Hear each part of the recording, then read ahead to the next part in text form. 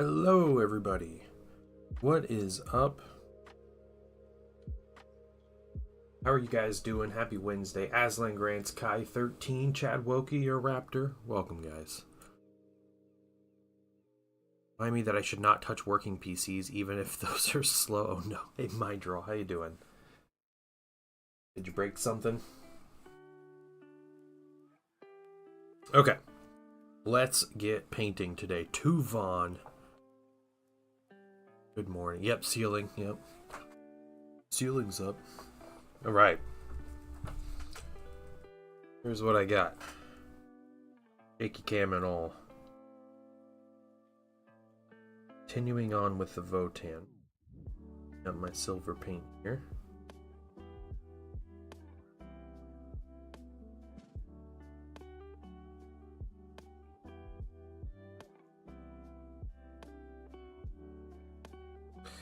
Alright, and we're just gonna get started.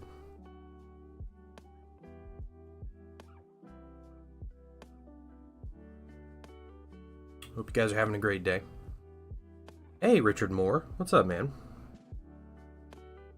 Welcome back to the stream.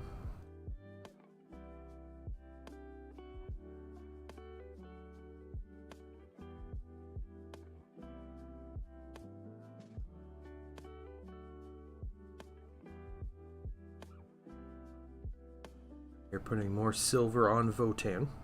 We're going to try to finish the base colors today. So I have silver on these Jaegers and two robots. And then we have a bunch of little colors to paint.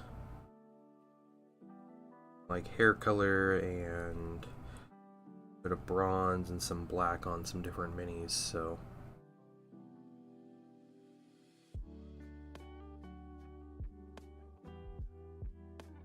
should go pretty quickly, I hope. We get that done, we're going to put some washes on, and that might be where we get today. That's my goal, at least. Goal is to get to that point.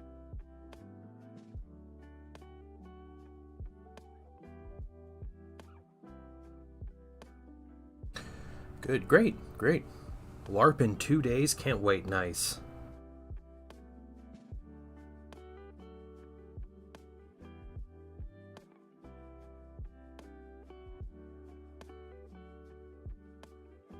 Anybody else doing anything fun this weekend? I have a Horus Heresy tournament. It's like a super friendly, like 3-round hang out and play kind of thing, but that's coming up this Saturday. I'm excited. Trying to finish some minis before that starts. I've basically finished the base colors on the 3 vehicles I am painting. I have little missiles on the underbelly of the Xiphon that I need to. Working this weekend? Ah, boo, that stinks. Hey, Serantis! Welcome, yes, we are painting Votann. That is right. Painting some Jaegers.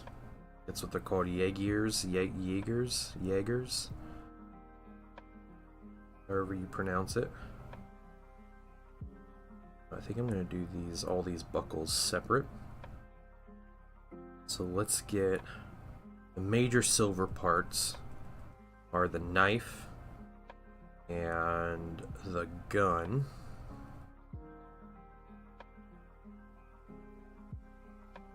Okay, and I think that's what I paint. Paint under there. Let's see. Should I? No, we'll keep it black for now. We'll keep it black. Okay. So 1 down with our big brushwork. We're gonna keep going through just knives and the gun casing. That's what we're gonna get right now.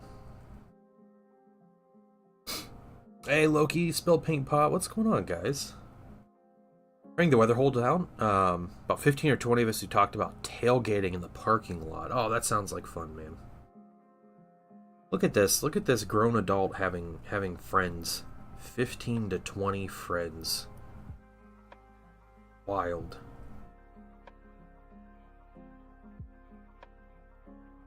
I have one friend I see on like a semi-regular basis, and maybe like three friends that I wish I could see more often, and that's about it.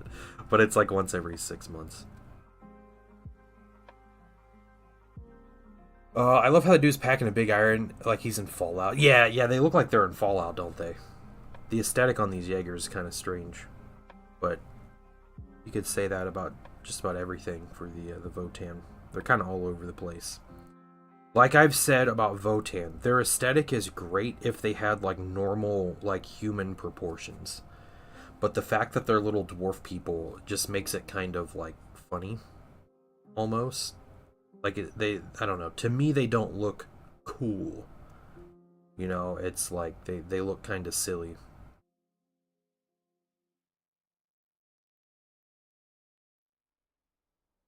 Like if we had normal, like human proportioned soldiers in trench coats with pistols and knives, and random guy with an RPG and like cool stuff like that would be super cool. But for some reason, the proportions on these guys make them just a little strange.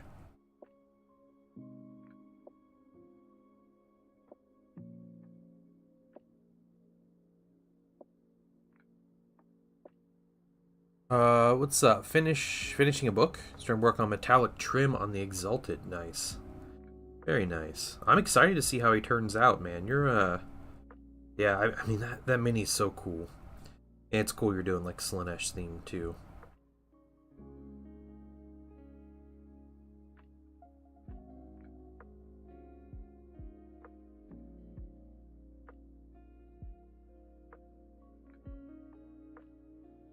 Okay, so we're skipping belt buckles and some of this other stuff.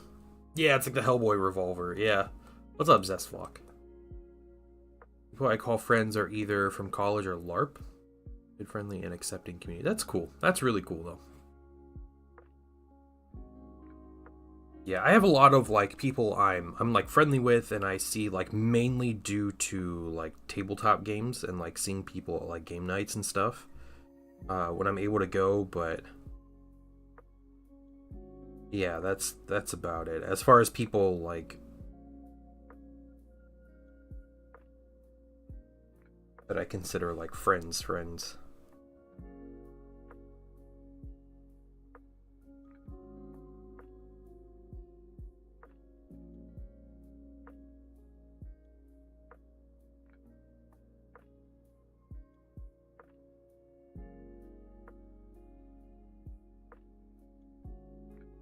So still working on a solution to the shaky cam, guys, to the wobble that's going on here.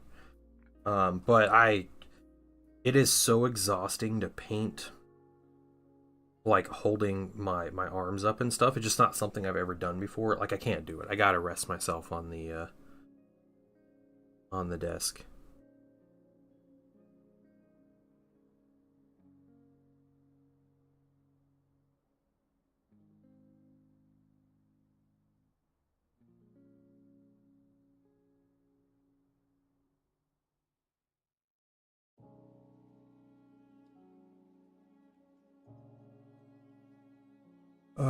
Putting a new Astra Militarum book. Yeah, yeah, about Leontis, right? I saw that this morning. Hopefully it's really good.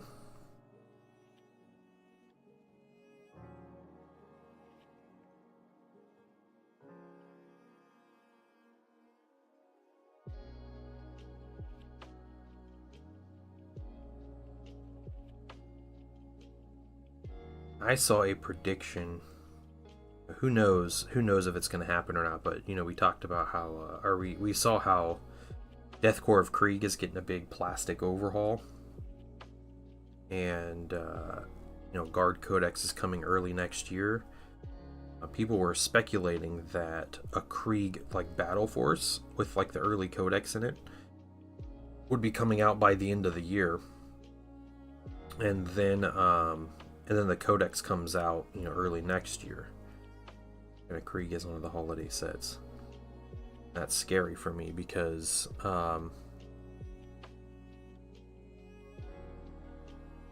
because I really like Krieg, but I don't want another army. I can't do another army. New best cheat in hobbying. Decals for purity seals, purity seal text. Oh yeah, that's awesome. The Sisters of Battle, or the Adeptus Sororitas, or whatever, they come with like transfer text. Yeah, for like purity seals and all the books and everything. Which I always thought was really cool, and is always a little disappointing that they never came with them for like Space Marines, considering, you know, like every one can get purity seals. So you can come nerd out with us in the woods. I could, yeah, that's just true. LARPing isn't really my thing. I have a lot of nerdy hobbies, and LARPing isn't one of them, but I'm really happy to have a good community, though. That's super cool. New plastic catechins, and I'll bust. I didn't see anything about new plastic catechins. They mentioned Krieg, so it'll probably be a Krieg focused codex or release and everything. Couch sheets was expensive. Such a time saver. Yeah. No. I love transfers. I am always like all about transfers. So yeah, I have 2 Forge World transfers. Yeah, one is from my Thousand Suns, which is, I don't know, maybe about half gone at this point, and the other one's for Solar Auxilia, which I have yet to use.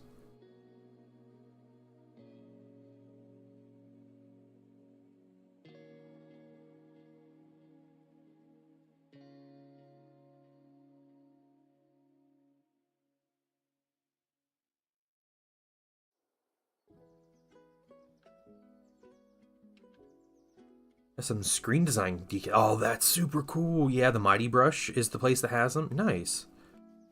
Hey, Cervantes, the silver this is it's Pro Acryl, and it's actually a mix, because Pro Acryl doesn't quite have a mid-tone silver, so I mix my silver to make a mid-tone, and it's 1 part dark silver and 2 parts silver. Get this nice kind of mid-tone, brighter end of mid-tone silver.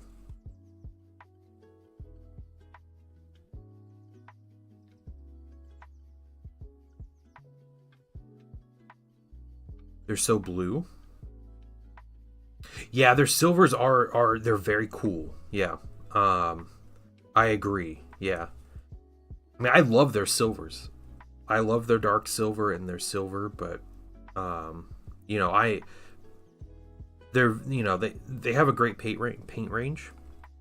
No complaints about their paint range. I've told Jason before, like, man, when you putting out a mid-tone silver? My big thing is I paint a lot of miniatures. You know, like I paint for commissions, I paint armies, like that's what I paint, and I use Pro Acryl. Having to mix paint is a huge inconvenience and can be inconsistent. So if they made a mid-tone silver, I would probably buy like 4 bottles of it off the bat just to make sure I was good. Yeah, I have Vallejo metal colors. I use those. Those are my like airbrush silvers. And I really like those paints. Those are great paints. Sirkin? Ooh, I don't know, Zesphalok. Yeah, I don't know. My experience with contrast greens is, I'm assuming that's a contrast green. Catechin green? I don't... If it's a contrast paint, I have not liked the contrast paints from GW for more like natural looking things. So you're looking for like a camo green, like contrast doesn't really do it. And you can get some good evidence from that on from the Warhammer YouTube channel. They did a paint with contrast. It was a Cadian heavy weapon team. It was the worst paint job I think I've ever seen someone present on YouTube. It was horrid. Stow's Captain on Bike has a receive bonus. What are you talking about? He's playing Pong on his screen? Okay. He's got like a little screen transfer. Castellan is a base. Okay. Then it might work. Yeah. They're my go-to. Okay, nice. Yeah, Vallejo stuff. All right.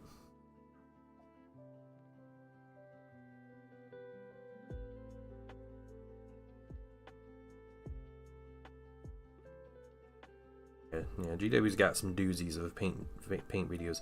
I used to love their paint guides. Like, I would unironically watch Duncan Rhodes paint minis for Warhammer, like just to watch like how the mini comes together and what colors they use. I used to watch that like as consumable content, not like a hey man, I'm really gonna paint Archaon and I need to know how to do it. Like I was legitimately like, man, I just really want to see how he paints this mini. I can't do that. It's fun to watch. Yeah. Ah, there we go. Yep. That's why I still hang out here. It has gone downhill, yeah. Kai, how you doing? How you doing this morning? You got further in Space Marine 2. Nice. We played a little on stream last night, or yesterday.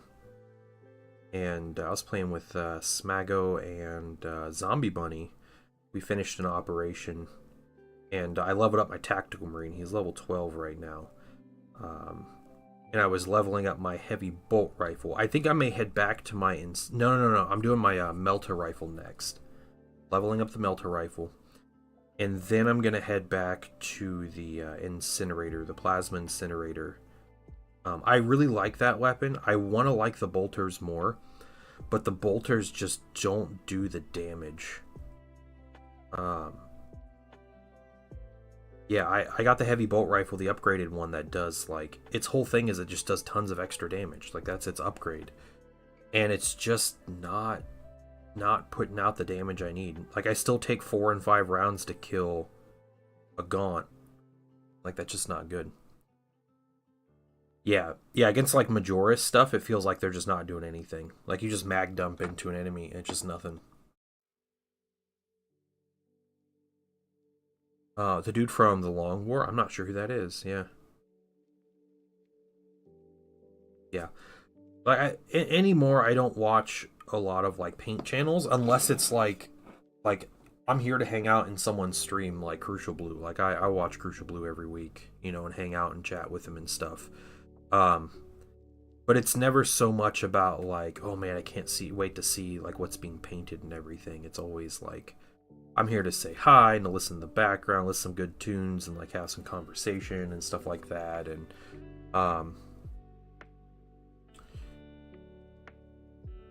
old school Warhammer YouTube with, like, Duncan Rhodes was 100% like, I am excited to see what they paint this week. And I want to see what colors they use. And, like, I bought so many Citadel colors just to, like, try out little things they would do in their videos. It was wonderful advertising. Kudos to Duncan for doing his own thing, right? But I feel like GW should have seen the effect he was having, and they should have given that man anything he wanted to stick around. Like, if they would have done that, like, they would have still been making tons of money on paints. I mean, they're always making tons of money on their stuff, but, like, it's just such a good marketing tool to have a good like channel like that. I don't know if it was pay, I don't know if it was, like, you know, disagreements and how they do stuff, or, you know, maybe just him seeing more earning potential doing his own thing. But yeah, Zen, yeah, that is the worst paint job I have ever seen, like, someone make a guide for.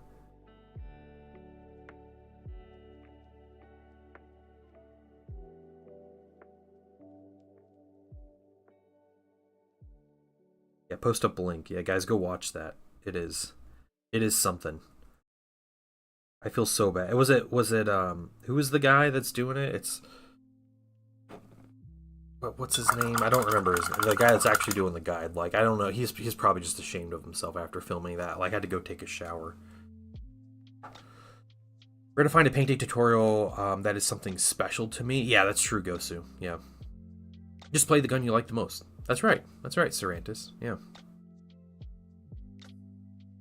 Any of the guns are good against anything in particular. Yeah, I kind of agree with that. A lot of the a lot of like the balance with the guns, it's just like shoot this big thing more. You know, shoot the little things a couple times, you kill them. Shoot the big things more and you kill them. I know there's more nuance as you upgrade your class and you go further, you know, into the perks and all the weapon perks and stuff. Like there's a lot in there, but especially with the bolters, it's dump a magazine into a Tyranid warrior and you kill it. Which basically just says like your bolter's worthless because you're fighting 4 and 5 warriors at a time. Like you don't have time to waste an entire magazine on a warrior. There are kind of techniques. Yeah, the comments are turned off.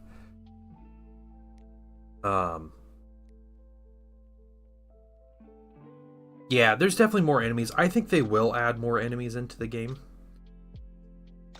I probably would have liked it. You know, I probably wouldn't have. It'd be different balance though, right? Like if they put more entities on the screen, like I can understand like people's PC like struggling to handle that, but like I want to like one-shot kill gaunts. I think that's appropriate. You know, 1 or maybe 2, but like a gaunt should not be living through getting hit with a bolter round. Especially not 4 rounds from a heavy bolt rifle. Like that's crazy that that's ever like a thing that's considered. Feels more like an area of effect gun. Yeah, it's definitely a shotgun in the game. Yeah, it's a shotgun.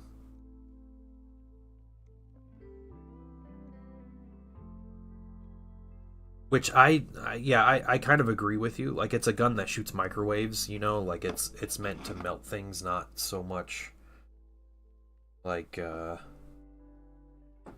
yeah, feel like a big blast like that.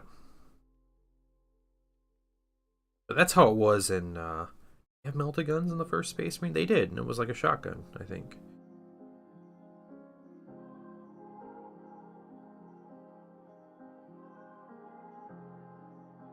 We used to keep the bases on your mini painting handle. I use blue tack.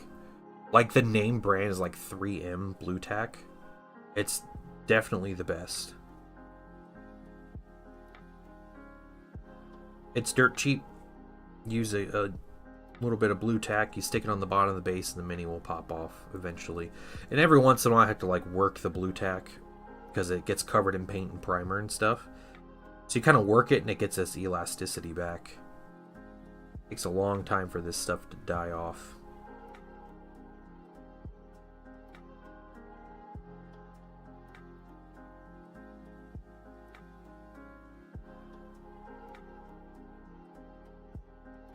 All right. This thing, I kind of want to make the warhead on it bronze. So we're gonna wait. We're gonna use a smaller brush to paint that. Yeah, you can reuse it. Yeah, definitely.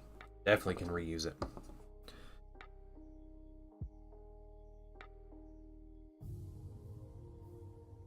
Bolter, and I got excited. Yeah, the heavy bolter is good.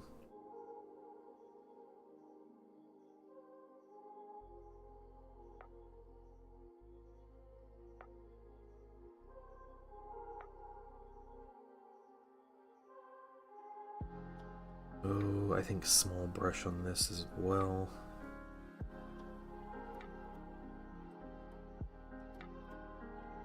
We'll come back in. We'll come back with a small brush. We'll do a lot of silver on that. Next level painting. Tutorials I rate. Yeah. Yeah, next level painting's good.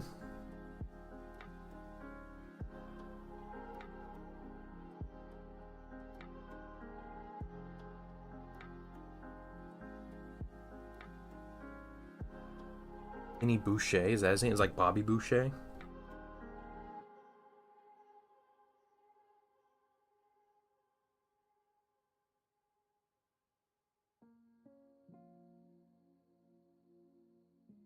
Next level painting streams on Twitch, right?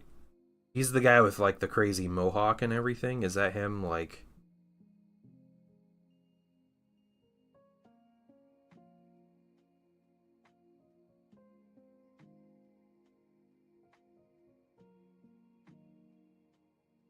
I watched some videos of his on YouTube. I'm no no no okay no I could picture the guy in my head. I just couldn't picture his hairstyle. But he's like super like punk rock looking dude, right? I know Brush for Hire like does like the pink mohawk or whatever, but um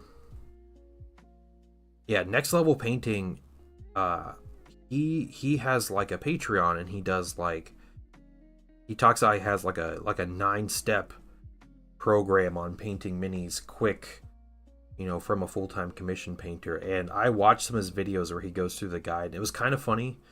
Like Solid Painter seems like he's got like a good system. It's basically just don't paint what you don't have to. But it kind of reminded me of The Office when they had Will Arnett on there, and he's like, I have a 5 step plan to double the production of this office. Like, okay, well, like give us a step. He's like, I will give you part of 1 step. He's like, I'm not going to tell you it without being hired. Like that'd be stupid. he's he's just like he's like step. He's like part A of step 2 or something. Like it puts 2.1 or something part A, and he's like what did he say? He's like color code said notes, and that's his step. It's just like, all right. It reminded me a little of that, where he's like, this is this step, and it's just like, yeah, color code said notes, and like that's his step that he gives you for free.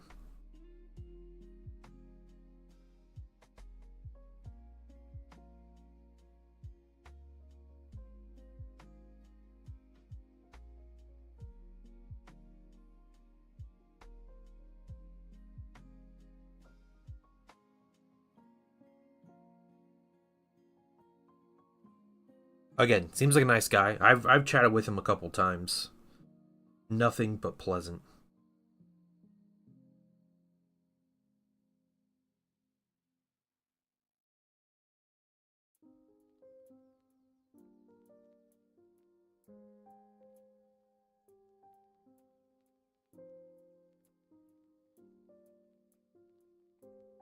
Okay.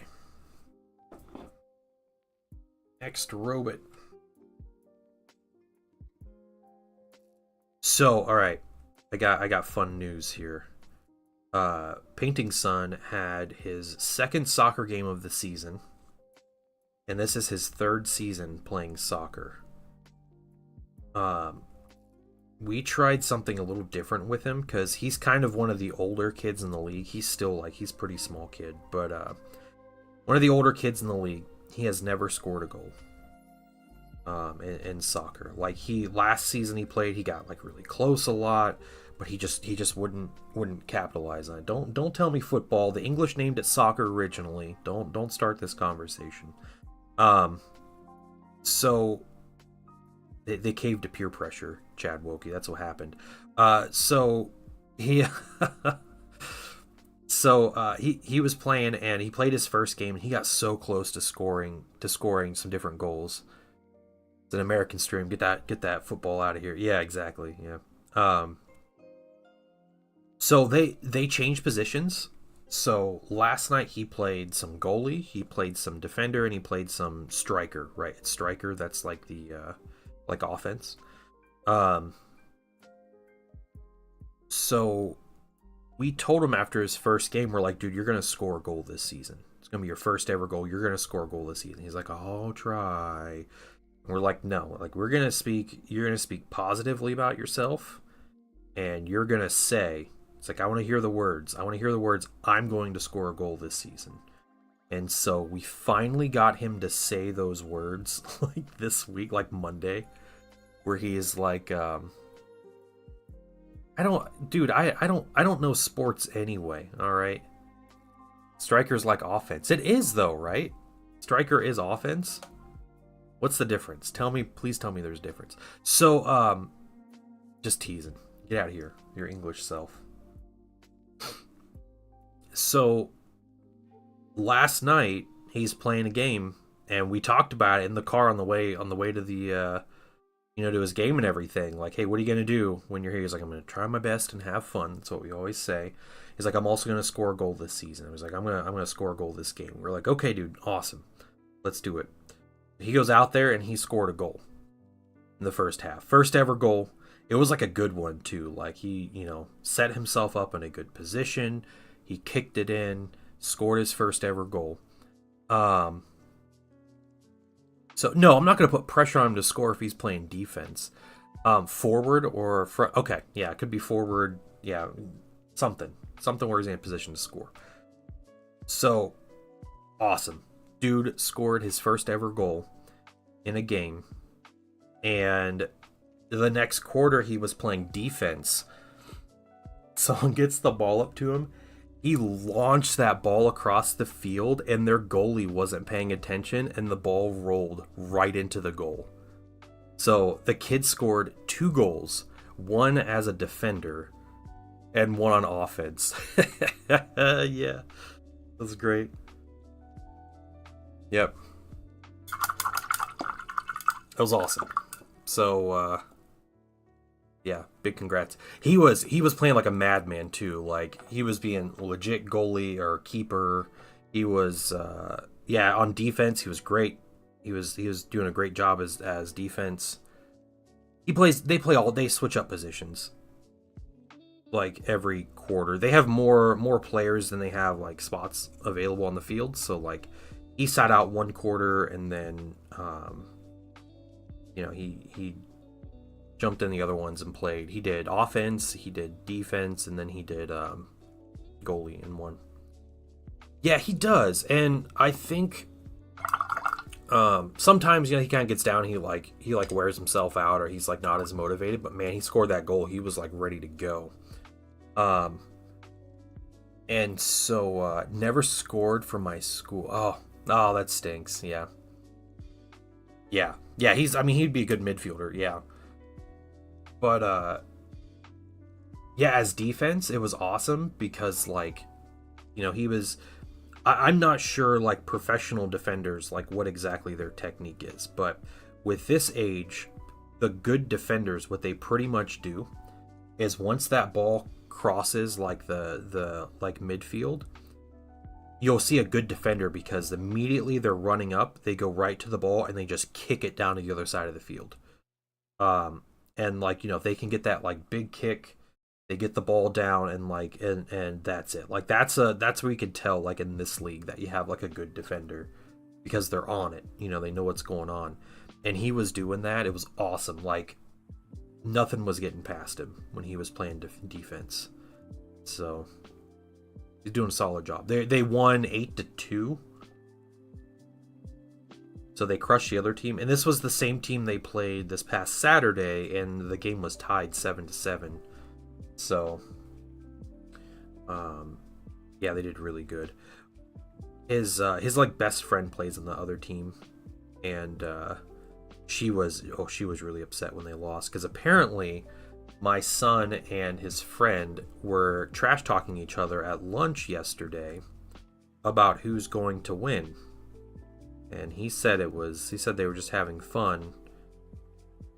And I was like, man, you can't it's U8 soccer, which is like kindergarten through second grade.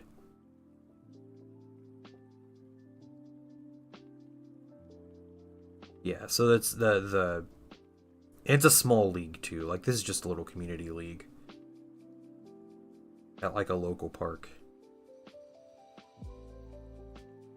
But yeah, she was not happy that they lost. She scored a goal though. She got one of their 2 goals.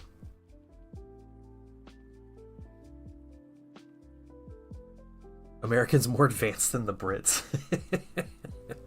Whoa. I don't know about all that, but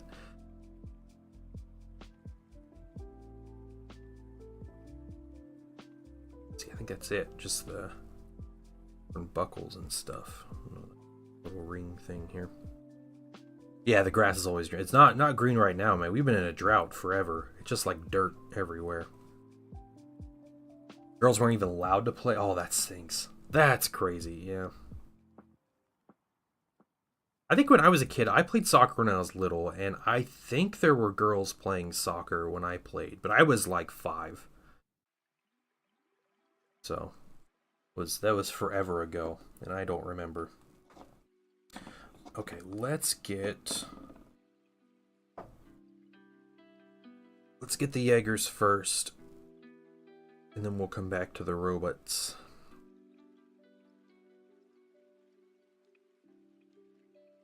Yeah, he's having a blast though. It was great. Yeah, and Zen, to answer your question or to continue your statement, yes, I am getting him ice cream today. So you know, we spoke our words of affirmation over ourselves to say that we're going to score a goal, but also I told him if he scored a goal this season, I'd buy him ice cream. So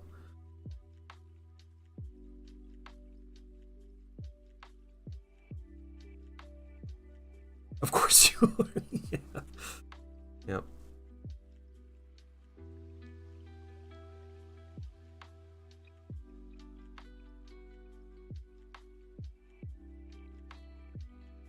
Kid deserves it though. He played like a madman. Like I said, he was killing it out there. So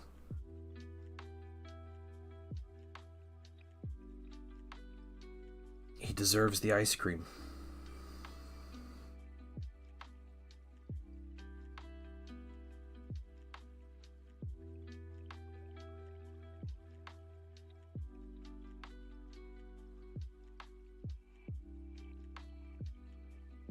All right.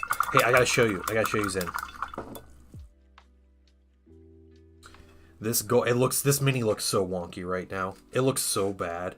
It's going to look good, but we got the gold details on it. I started on the windshield. They're gonna be glazed down to like a dark green.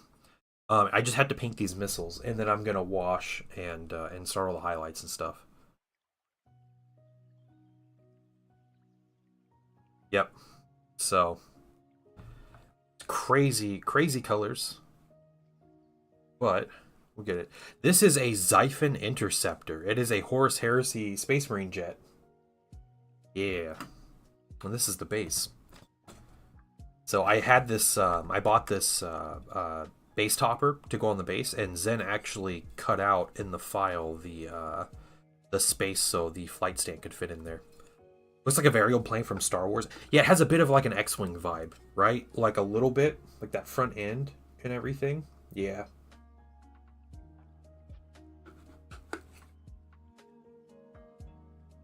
Yeah, like Battlestar Galactica. I don't even know Battlestar Galactica, but yeah, I could tell it looks like a jet from there. Yeah, it's just base colors. My goal tonight is to wash the Xiphon and the two rhinos that I put the base colors on. So I have two rhinos with base colors. I'm gonna wash everything tonight, and then hopefully, I can get started on all of the highlights. Have them done before Friday, and then I have some bases to paint. And then I have varnishing and I have weathering. But the weathering should be fun. The weathering, I think, it's what's going to really bring it out. Alternative canopy, paint it silver and go over it with Waystone Gym Green. Yeah, I have ideas. So let me cook, I guess, with the green. All right. I'm starting bright and I'm going to glaze it to a darker green. We're going to see how dark we can get that green.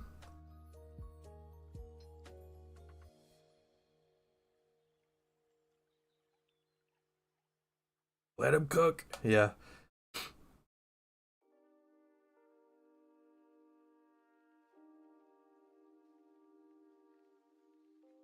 It'll look good in the end.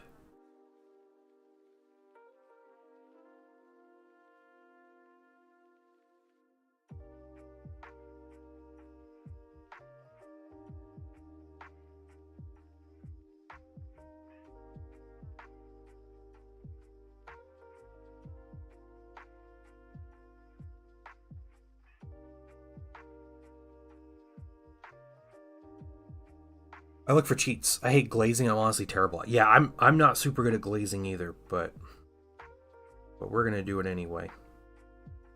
That windshield is like such a focal point on that mini that you need to have something that looks good. So yeah, we're gonna spend our time glazing. Let me bronze. I think that's it on this guy then.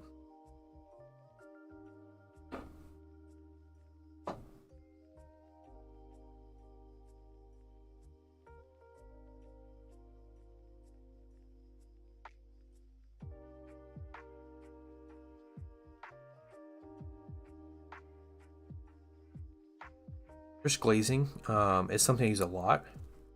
Big areas that need glazed. Okay, alright. I'm kind of afraid airbrush glazing will cover up the other like base colors I put on. I don't know though. We will see.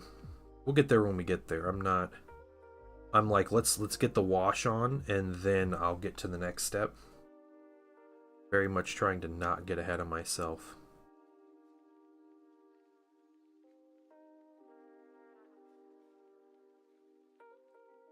You'd mask it, yeah. Yeah, you just mask off everything, right?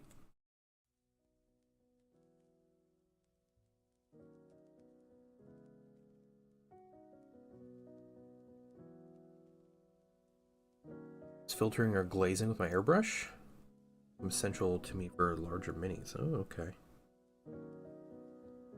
How's Vatchtor going? Spell Paint Pot.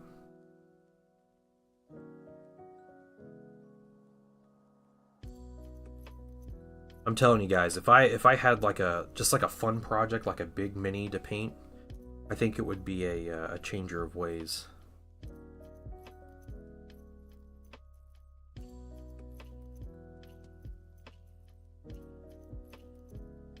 And I think I would not paint it so bright as the GW minis. I think I'd want it to fit in a in a heresy list, which is like,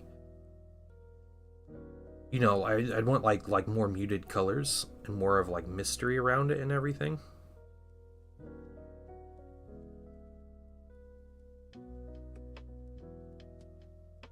Like some grayish purple on it, little hints of blue. That's what I'd do. Lord of Change. Yeah, that's right. Yep, Lord of Change. That's what I meant. I don't like painting Chaos Demons, so. Hey, Tomahawk Warrior, how you doing? Welcome in. Glazing means fancy painting it, just using thin, transparent paint. Yeah. Yeah, the silly putty to mask is a good idea. Palette cleanser project from GW Mins, and treated myself to some tech pugs. Okay, alright. Like dogs.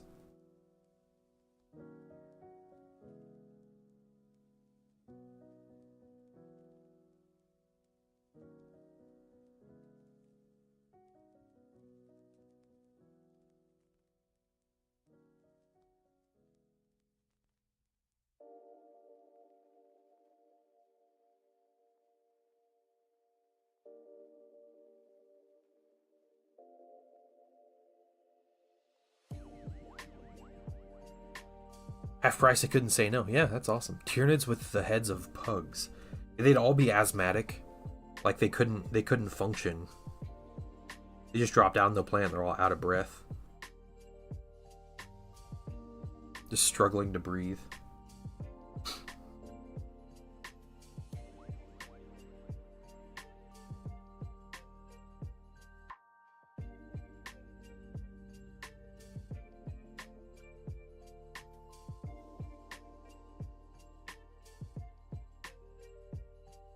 Liquor got a nose job? Yeah. The only silent one. He's not like, not wheezing as he's like near you. Poor pugs. Wood mask, slightly slower than Silly Putty. More control, okay. Interesting.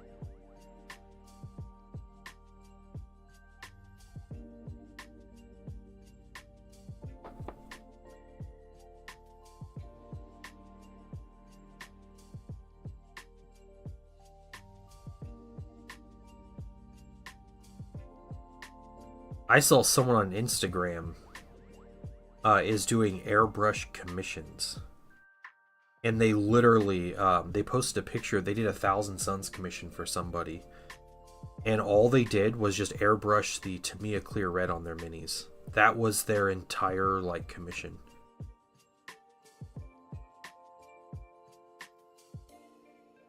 Like, man, I can probably tell you the month that dude's gonna get lung cancer, but that sounds really genius. Just to be like, hey,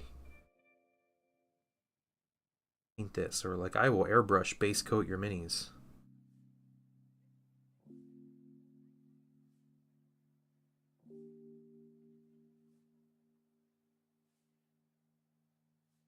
I'll poison myself for you. Yeah, yep.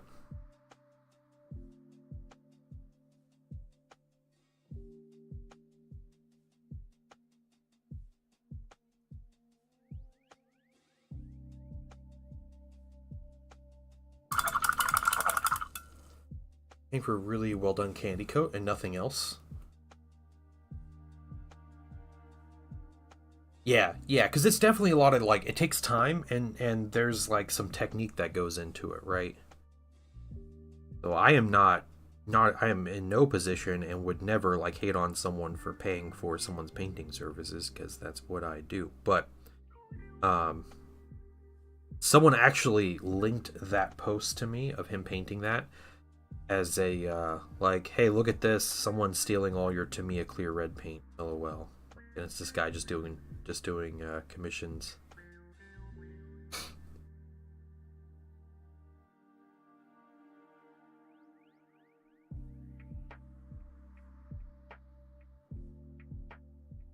Stole a color anyone can buy. I think it was more like hey, if you're having trouble finding stock, like, yeah, because it looked like the dude probably went through 3 bottles of this stuff airbrushing that commission, which isn't saying much for the Tamiya clear red.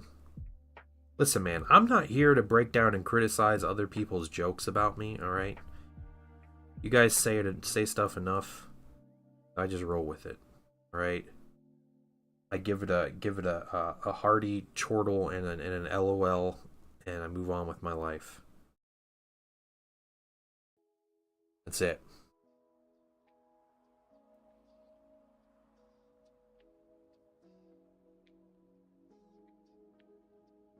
It's not caffeinating. uh, okay, so we did some stuff on him. All right. Okay.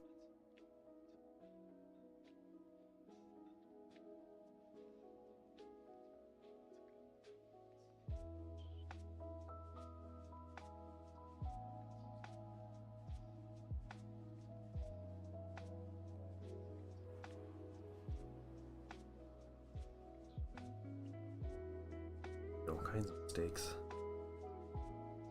What is this?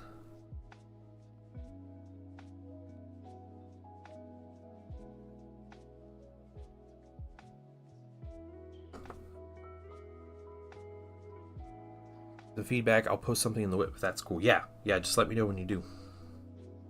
Take a look.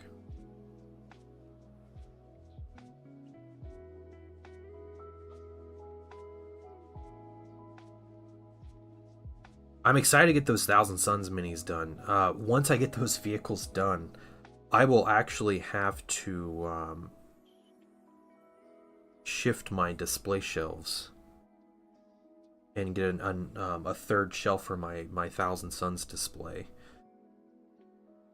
I currently have minis that won't sit on the shelf, so I'll be excited to have it. So they're like sitting in random boxes, which is a true shame that I have minis I can't display for my Thousand Suns army. So after this weekend, I'll be getting another, not getting another, but I'll be opening up another spot on my display shelf, which means I'm getting rid of, I have some armies on that shelf, and I'll have to get rid of, I have one like miscellaneous shelf with like random minis I've painted and everything. I'm gonna have to find a new place for that stuff. So for the most part, those aren't minis I've ever used the game, so they work well on the shelf, but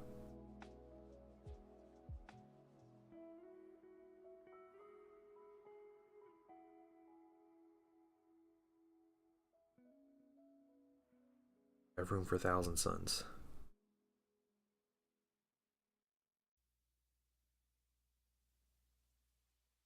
So, Zen, I had a thought. I had a thought about Space Marine. If you remember, you and I were playing an operation, and we did an operation that was like, well, okay, we did a couple. Um, there was one that we did with Crucial Blue, and it was the first time we saw the Thousand Suns, and we were getting like trashed by him. I don't think we were playing on minimal difficulty.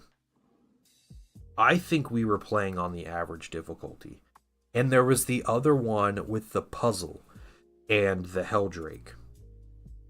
And I think we were also playing that one on the average difficulty. I have a feeling. Mainly because I played both of those yesterday and cruised through them. Like, I felt like I saw half the enemies. And we finished everything really quick. Like, it was super easy. And I'm wondering if we were just playing them on a higher difficulty, kind of without knowing. Yeah, definitely, especially if you're new or you're running them alone, set your difficulty to minimum or minimal. It will help you immensely.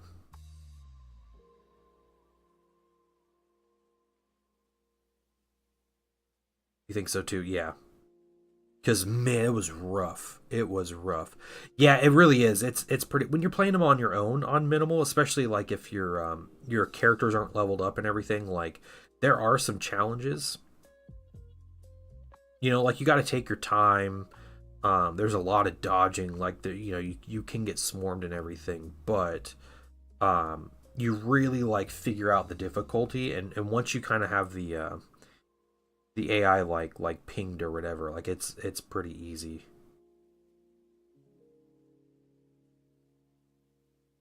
Yeah, I think I'm gonna work on. I'm gonna try to level my plasma incinerator again, and then I'm gonna try to run a one of the harder ones, not ruthless, but the third level ones, because I want to get a purple armory data thing, so I can level that gun up. Okay. I think that's it for the silver on this guy. Let's move over to the sniper. And Chad Wokey posted a picture. You said this is feedback. Okay, and what is the feedback, Chad Wokey? Yeah, I saw this in the background of the picture you sent me. This thing looks awesome. These aren't full knights, are they? Are these like full? These are full on knights. These aren't the little guys, are they? What are they? The war dogs or something? Your painting handle is a base. Yeah, it's I use tears. There's a story about this basing material. Full knights, yep, yep. At harder levels, you have to be super careful not to trigger many spawns. Yep. And be really aware of the mechanics of the mobs. Like killing warriors will kill 10 gaunts. Certain mobs called reinforcements have to go down fast. Yep, yep. Oh yeah, this one. Yep. The painting base is a base. Yeah. They're still painting this one. I bought a bunch of play sand. Yeah, they're still painting there. Look at that. I just don't use that anymore. I'm gonna fill all of these with sand and steal an idea out of Crucial Blue's book, so I can weigh these down. So they're not just doing this thing, you know. So hopefully that's less of a problem. Yeah, what's your question, Chad? Because I think they look cool. I like the slightly warmer white with that like bright red. I think that works really well. It's very like knightly color scheme, and your like choice of heraldry is really good. Hold on, let me see. Oh, you kind of asked. Shield emblems are more cheap lame than they're worth. Thoughts? Yeah, for the actual transfers, make sure you get that backing dissolved as much as you can, and then clear coat it. Do some weathering over the transfers. Once you do some weathering over them, they'll blend in with everything else and they'll look great.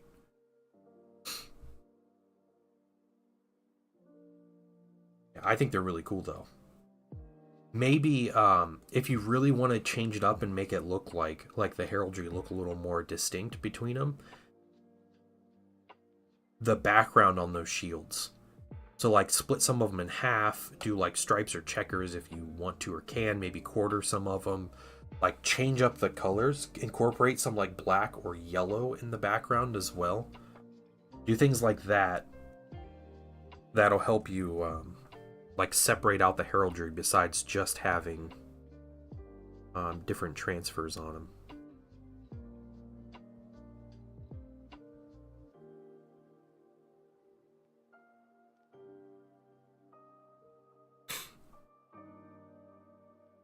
Yeah, that background color is good. And you can have some just solid red, some solid white.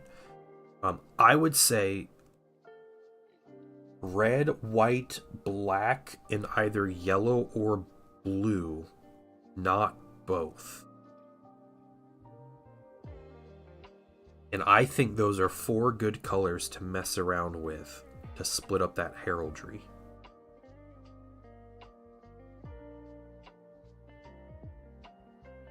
You could maybe do yellow and blue, just not on the same mini.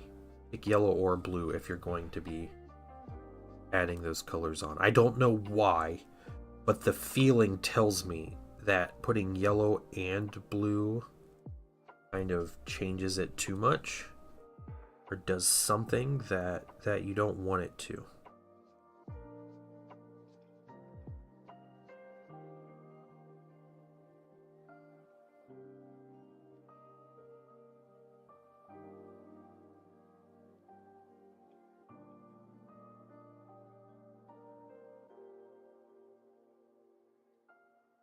Red and cream. The idea of doing a split might even do quads. Yeah, there you go. And it's like that heraldry, like that front facing thing. So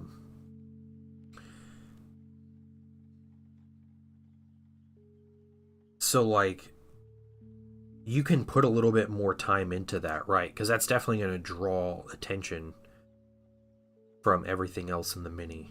That's good for the sniper rifle.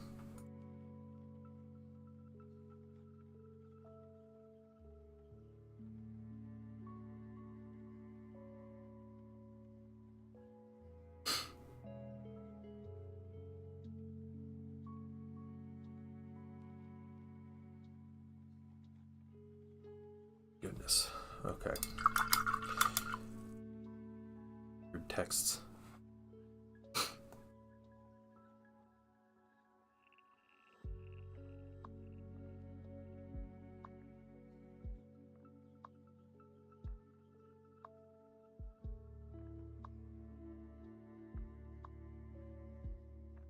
The robots, and then I think I'm done with silver. Ooh, yeah, I'm done with silver.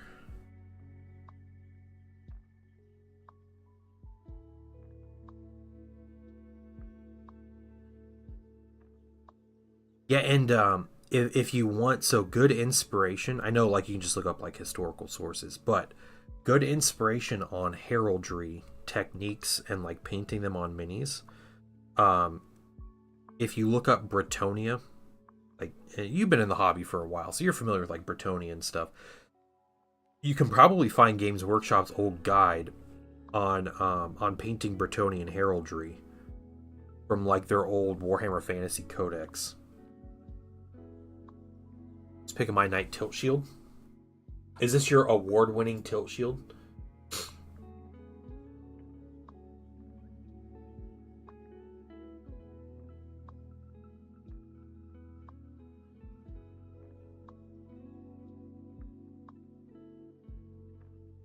Hey, it is though, isn't it? It is. I'm not wrong. But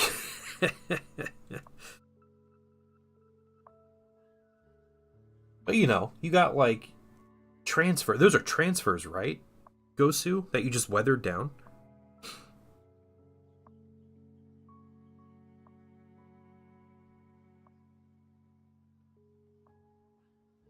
Don't tell me you free-handed that stuff.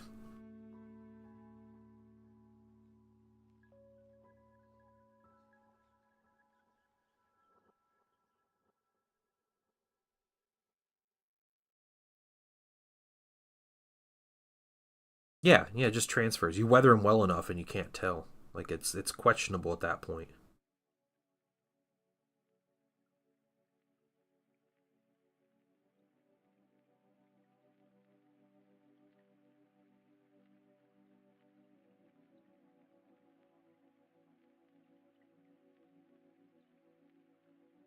Go back to the other couple things I missed.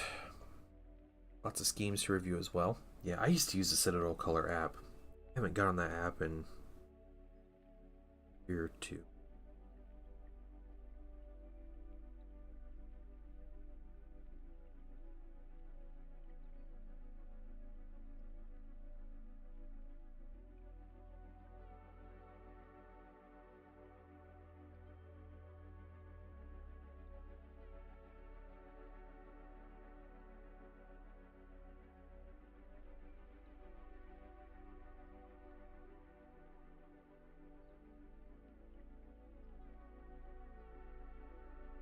Let's come back to this other robot because there were things I missed.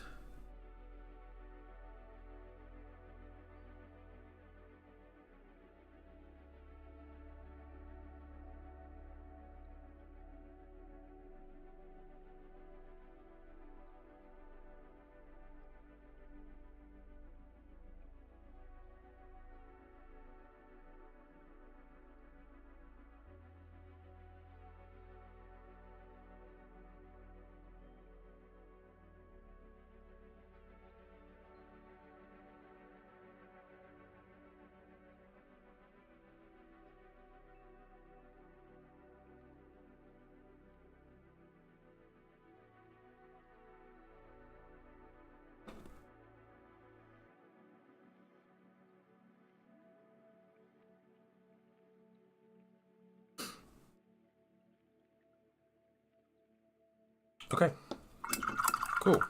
We got the silver. Let's paint some bronze.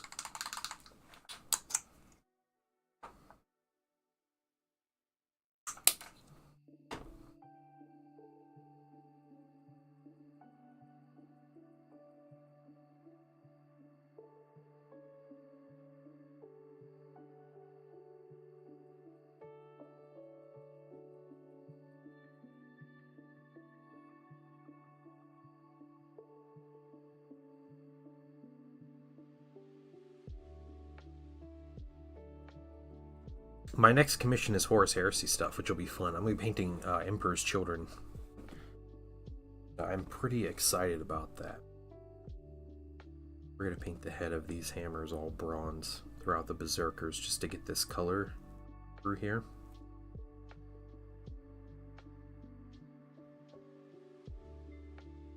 It's the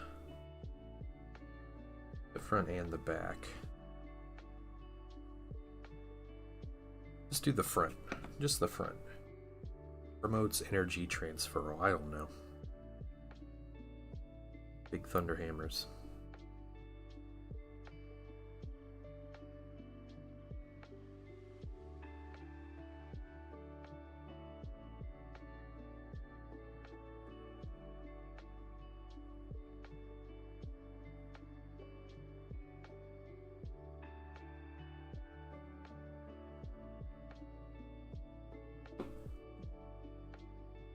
Okay. The sergeant.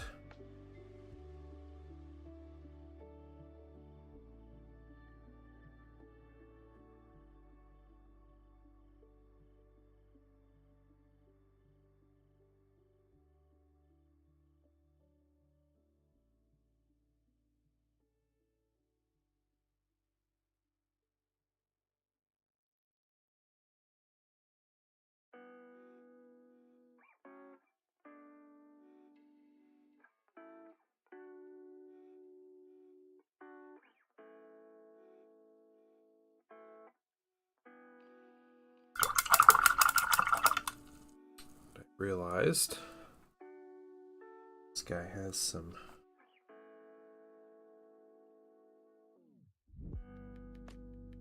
here.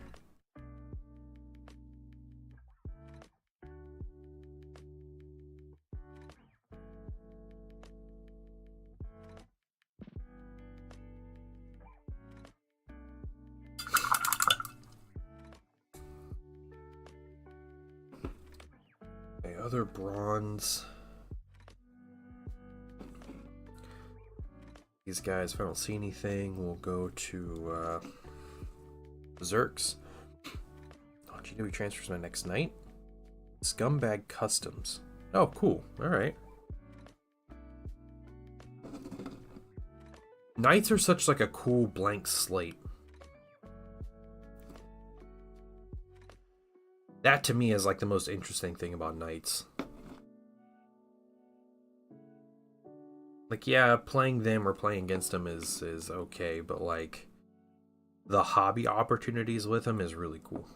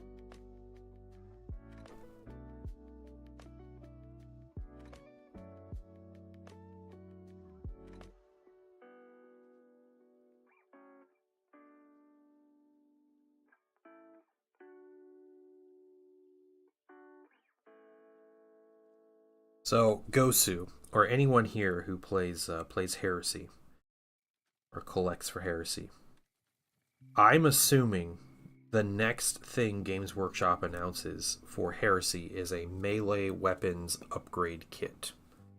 So a plastic kit with all the melee weapons. That's what I think they're going to announce next, which they said is going to be soon. So I'm assuming next Heresy Thursday, so possibly tomorrow. So my question to you guys is, what do you imagine a melee weapons kit upgrade set looks like?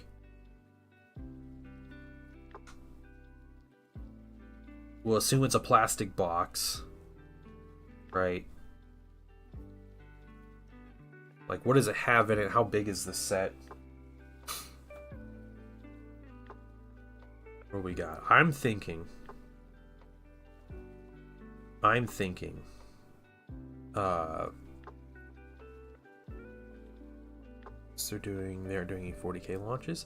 Yeah, I don't know if they'll do a big launch. They put out 2 factions this year for the game. Yeah, I bet they'll hint at a lot of stuff with like the Advent rumor thing.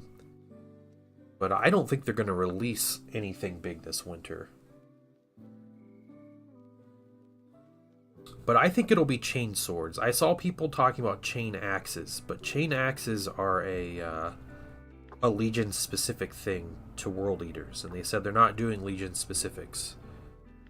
Yeah. Do you think they'll do a couple sprues? Like they'll have a set that's just like 10 or 20 chain swords and pistols? Do you think they'll have pistols in the set, like bolt pistols and stuff? I think they might do bolt pistols in the set if they're doing the chainsword arms, right? My ideal set would be like 10 chainswords, 10 bolt pistols, couple thunder hammers, couple power fists, couple power swords, axes, maybe a power lance, or like a maul or something. And like a couple like specialty pistols, like some plasma pistols, Volkite stuff, like things like that. So a smattering of things, but like at least enough for like a squad. Like give me the stuff for a squad of troops.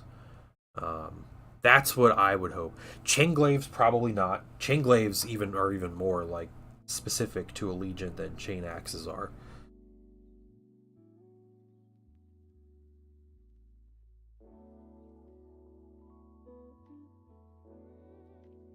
They said they're going to do Legion-specific stuff in plastic eventually. My hope for that is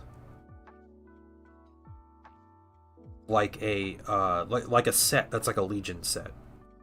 So maybe it's a specialty infantry. So Thousand Suns, like the Kinatai occult, but then within that set, it comes with stuff like the old school Blood Angels and Dark Angels veteran sets, where it's just like it comes with all the crap to like make your troops unique to your legion.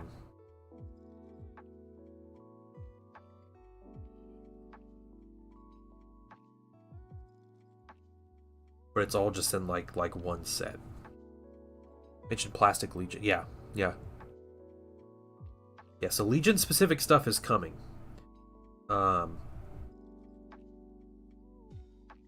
Yeah, that'll be really cool when we get there. I just don't think we're there yet. Okay. That bronze, there's just a little more bronze I have to do.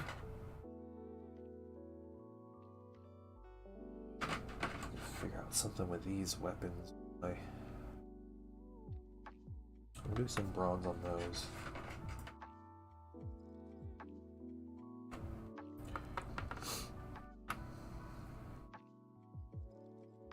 Like that'd be like Night Lords getting a raptor set. So you have your jump infantry, you know, and a bunch of like specialty raptor weapons and stuff with like shoulders and like cool helmets and like torsos and legs and all these things that kind of make Night Lords what they are. And what you can do is you can take that box set and kind of disseminate it through the rest of your legion as you know, collect them. So you have all the shoulder pads and like the cool interesting bits to make them their unique self.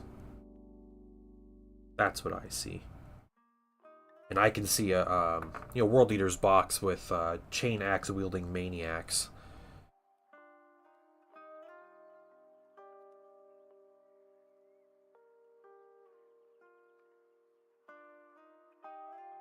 You think they'll do a here's one of everything or here's 10?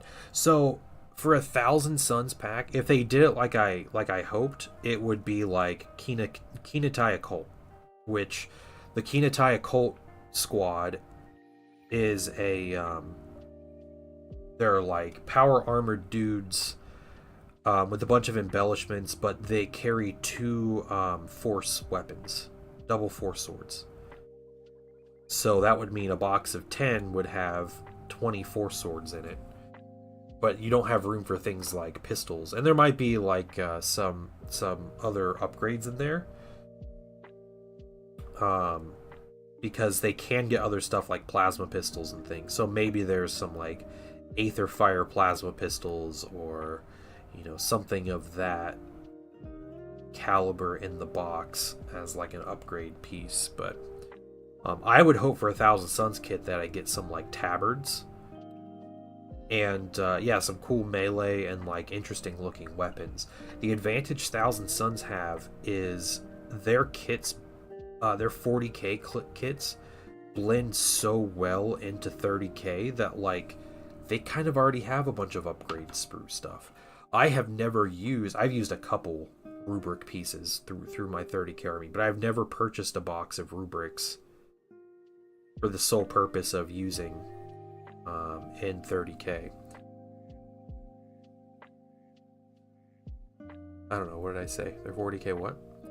If they'll do here's one yeah,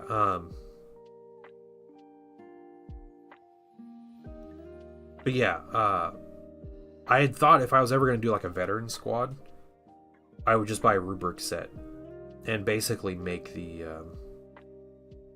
make veterans out of the rubric set with some like different heads and stuff.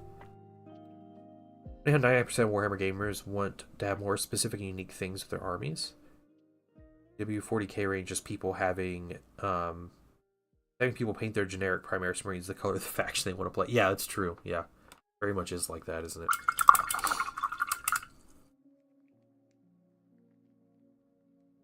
No, and I can paint tips of these missiles in bronze. How about that?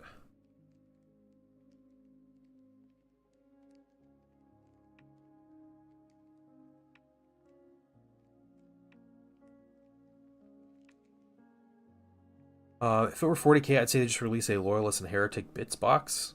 I don't know they do for 40k. Yeah. Yeah, it's not so simple with 40k, or with 30k.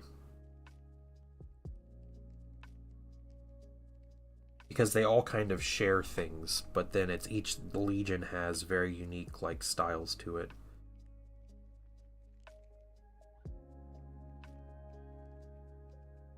I think the most generic legion in 40k is probably Imperial Fist, to be honest.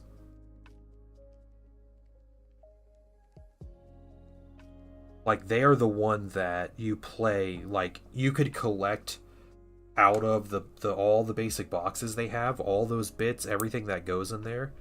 It fits with Imperial Fist probably better than anybody else.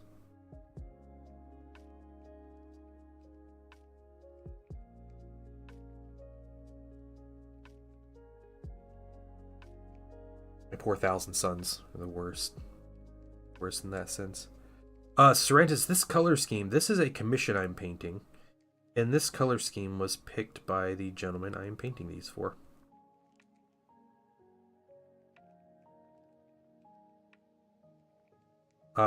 It was picked based on seeing one Votann, is it a Hearthguard warrior?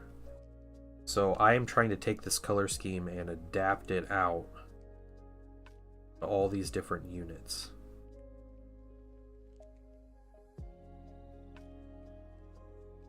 Which is something considering I wasn't the one that painted that Hearthkin warrior. Or Hearthguard or Hearth or whatever it is, the basic dude. Okay, we got that. Now, we are moving on to black.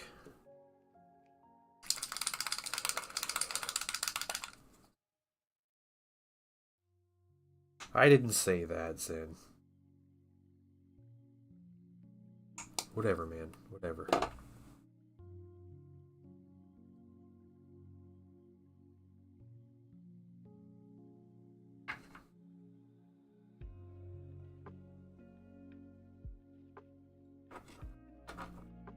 Alright.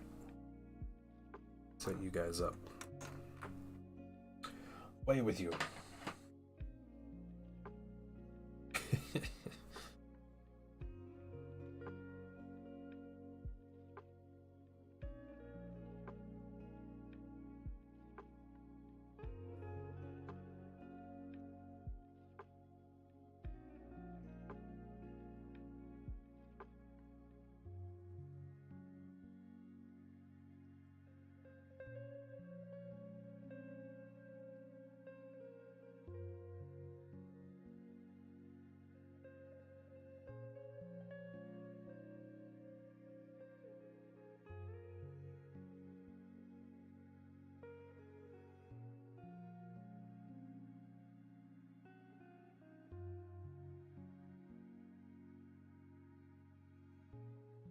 Just had a mortality.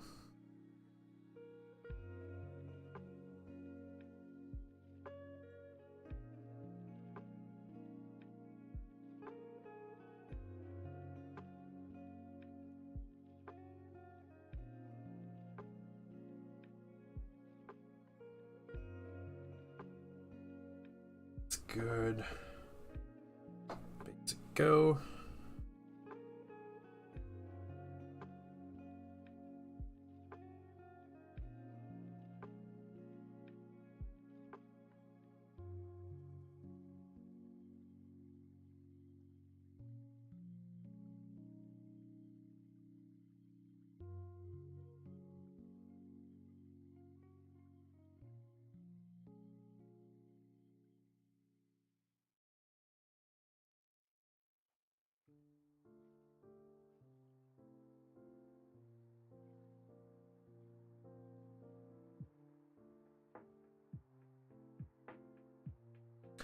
Hey, Zen, do you want to hang out tomorrow? Or not tomorrow, Friday?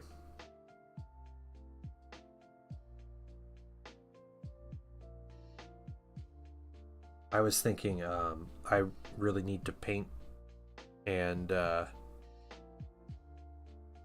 I want to try to finish either these Votann or those Thousand Suns minis, depending on where I am with each of them. And we can chill and paint. Fill and I'll paint.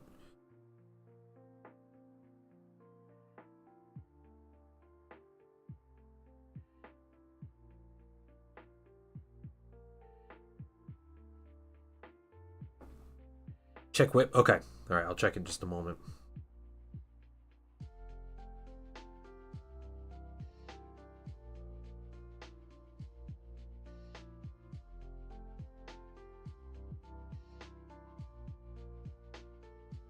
It's nothing too horrible.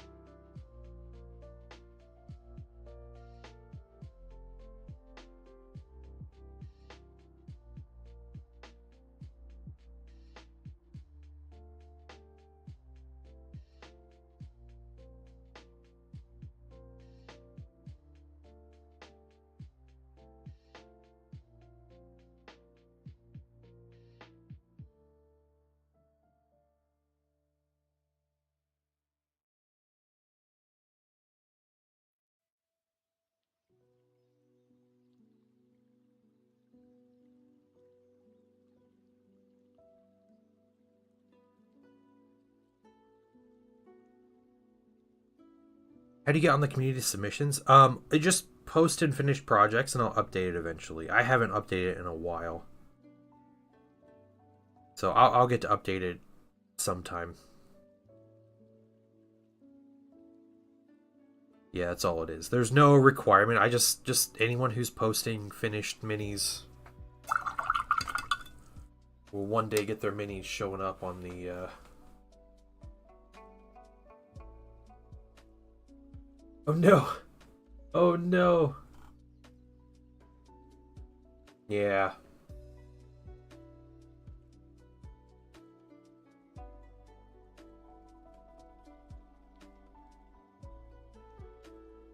Oh, that stinks. That stinks, Chad Wokey. Pulling part of that transfer off.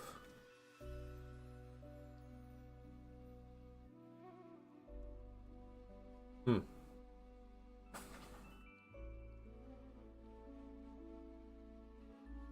It's right. Not the end of the world.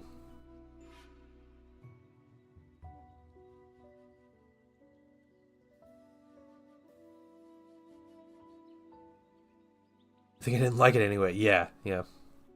Yeah, I can prime your minis. Yeah. Prime your minis and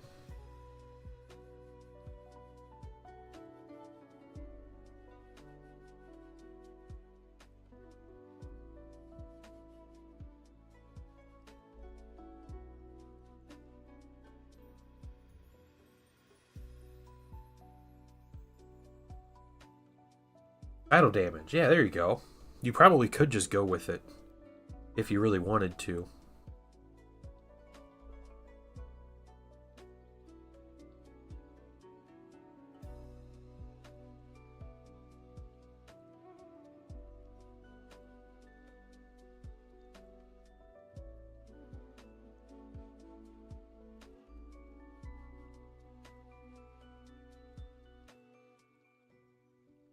Meeting. Okay. Enjoy your meeting.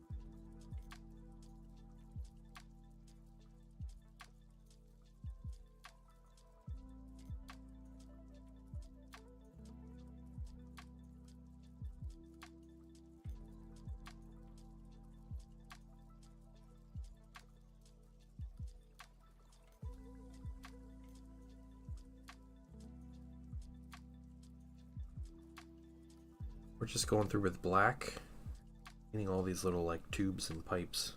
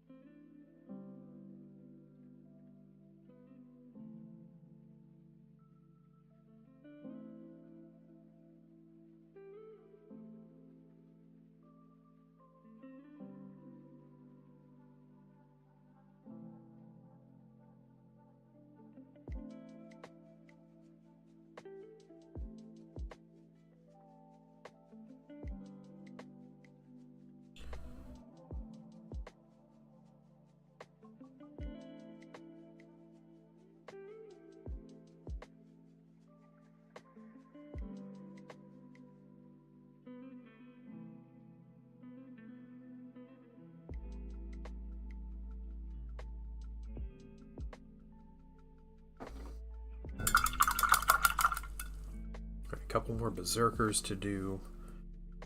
See what we have to do. This is the black. Came broke.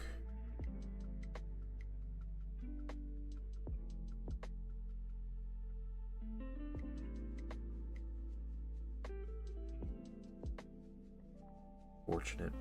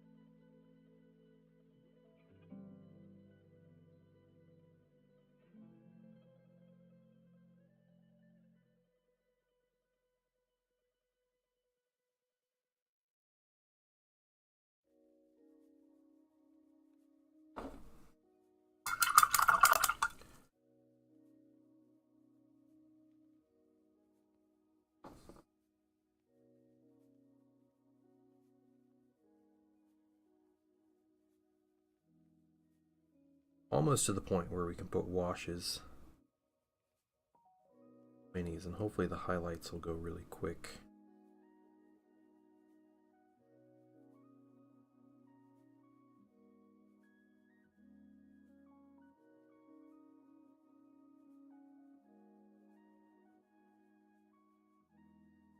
Just have to be a little careful with the washes. There's certain things you know, I'm not doing it all over wash, just one color, so we got to be careful to avoid some of this stuff.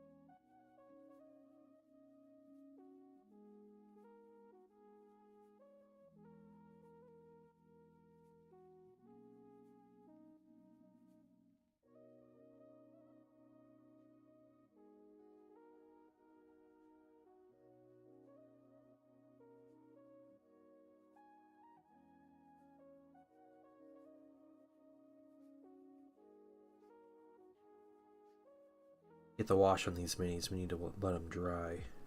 If we have time, I might go ahead and put a wash on my Thousand Suns minis too. Let's get that going. Start my highlights on everything tonight.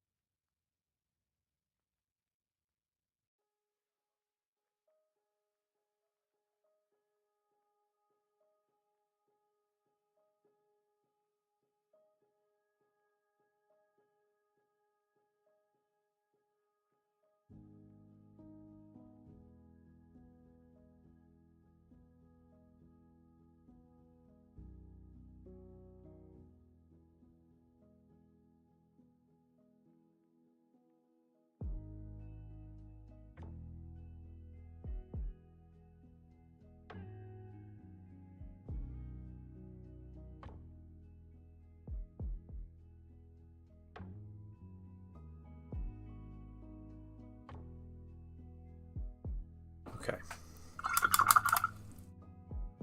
So for the rest of these guys, couple things I want to do.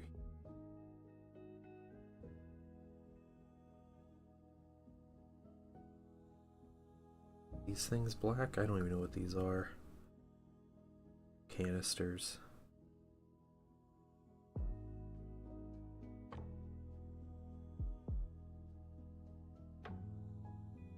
Break up the colors a bit. They also have, some of these guys have like bedrolls.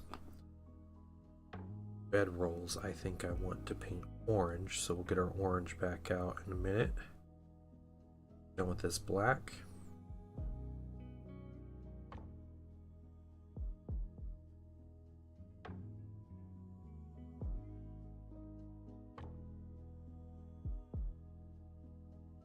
I'm going to create a little bit of visual interest throughout the minis. I'm going to finish up this second to last Spire Tyrant for Warcry Warband. Oh, cool.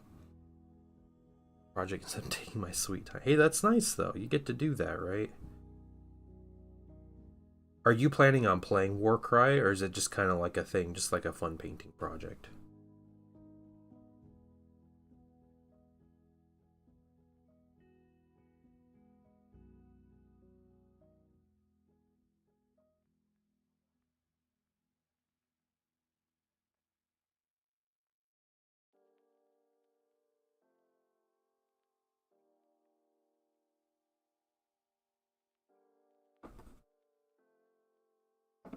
One day. We like this warband. Oh, cool. Alright. Everybody likes it. Choach, that's good to hear. If it makes you feel any better, Choach, I still have, well, I have a heavy weapons squad for my Thousand Suns that I started to magnetize. I don't remember people remember those streams. It went south real quick, and I literally, like, I printed some new arms for them, but otherwise have not touched those minis. So I have no idea. But I have a whole heavy weapon squad with possibly every weapon imaginable magnetized to them, which sounds amazing. It sounds like a good project, but I just haven't done it. Haven't continued with it.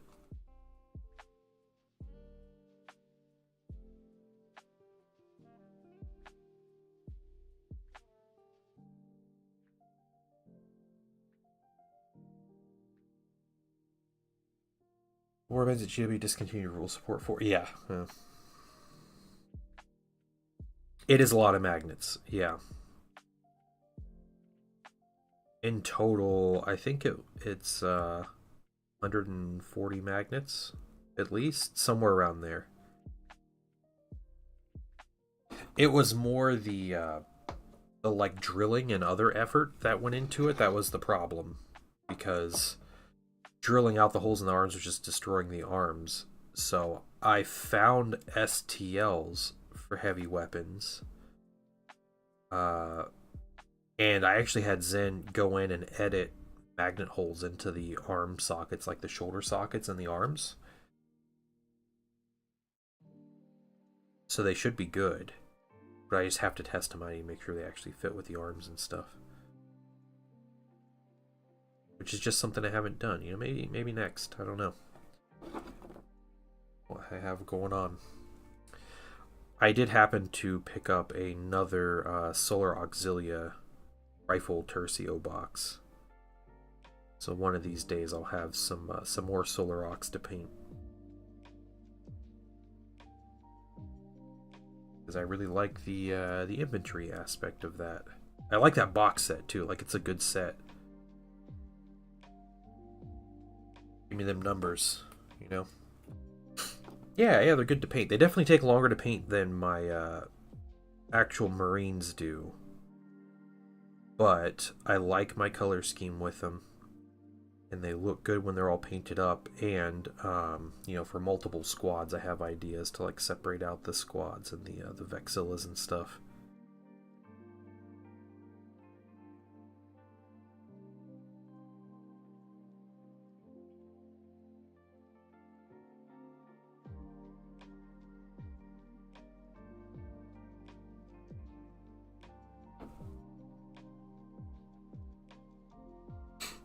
Solar Aux one day. Yeah, they do look good in plastic. I'm afraid I'm going to see those Krieg and fall in love when they show them off. Not what I need.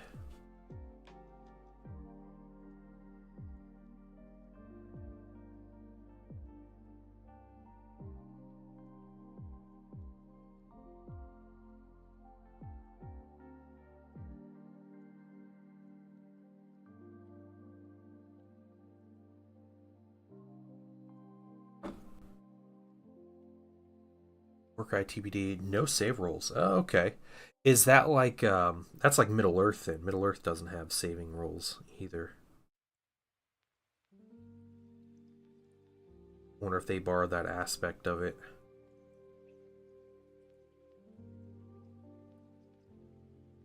Earth minis have a strength and a defense, and you just you roll, and if you beat their defense, you cause a wound or kill the mini or whatever. That's all it is. It does, yeah. Middle Earth is a really fast game. I have literally had Battle Company games, which are like kind of like Warcry level or smaller, kind of campaign style things, but they last for. I've had some that last 10 minutes, just by the nature of like what happens, or you know, the wind conditions or whatever, which is pretty funny. And you just kind of like re-rack and restart. So it's kind of nice in that aspect. All right, I'm gonna get my burnt orange out, and I'm gonna take a quick break, guys. So I'll be back in like 3-4 minutes, something like that. See you guys in a few minutes.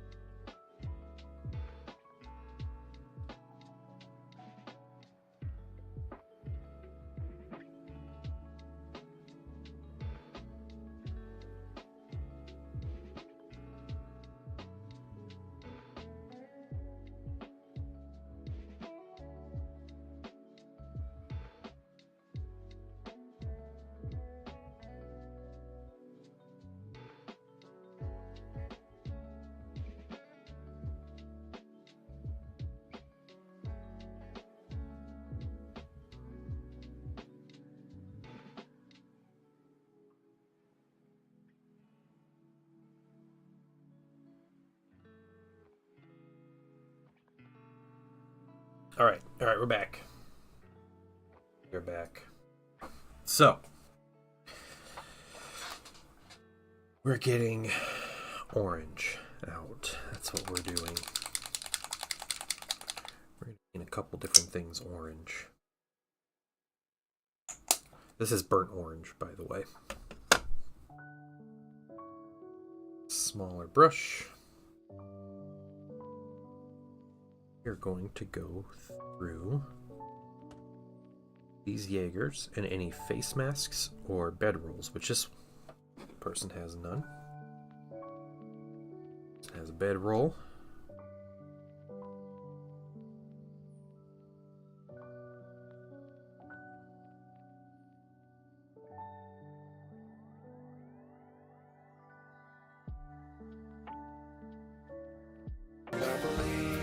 I believe every day's a good day when you paint. I believe it'll bring a lot of good thoughts to your heart. Hey, what is up, Chris Frozen and friends? Thank you so much for the raid. How are you guys doing? This afternoon, not quite afternoon here, still morning here. Welcome in, everybody. I'm the Painting Dad. I paint minis and chill. And occasionally I play some video games. We've been playing Space Marine 2 on stream a little bit this past week and a half or so, week or so. But yeah, welcome in. Back with their restocking them. That's cool though. GW wants money. So maybe they found some of those warbands in the warehouse or something.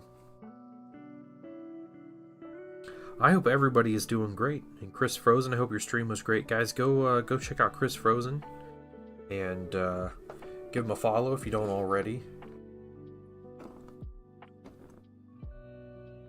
We are painting some Leagues of Votann. Mainly these Jaegers, Berserkers, and a couple Sagittars. That's the group we're painting. So we're finishing up some base colors. And then we're going to put some washes on today. We'll see if we get how far we get with that. I have skin to paint. I have some hair to paint. That's about it after this orange.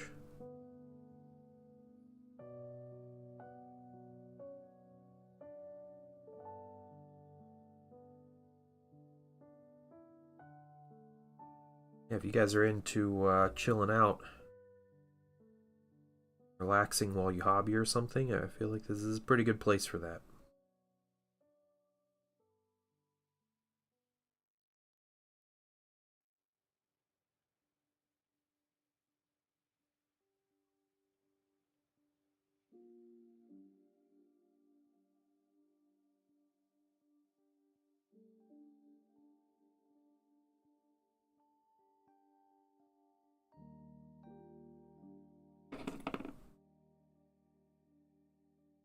Painting all these bedrolls orange. Add some interesting colors into these minis.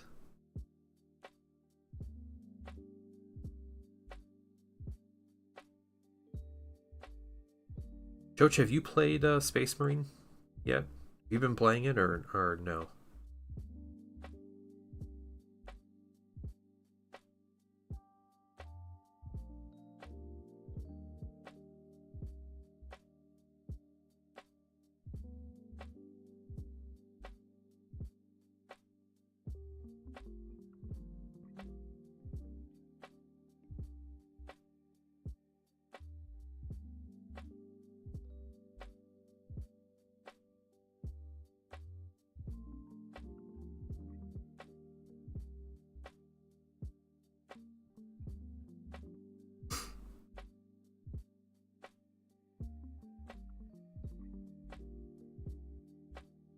I want to level up my Tactical Marine one or two more times. I want to jump into some harder ops.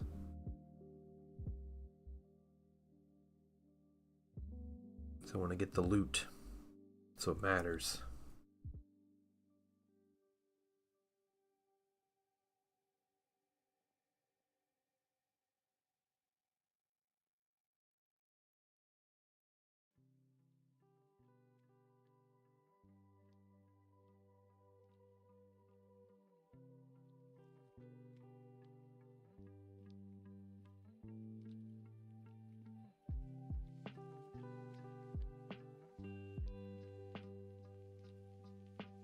We got a package delivered. Nice.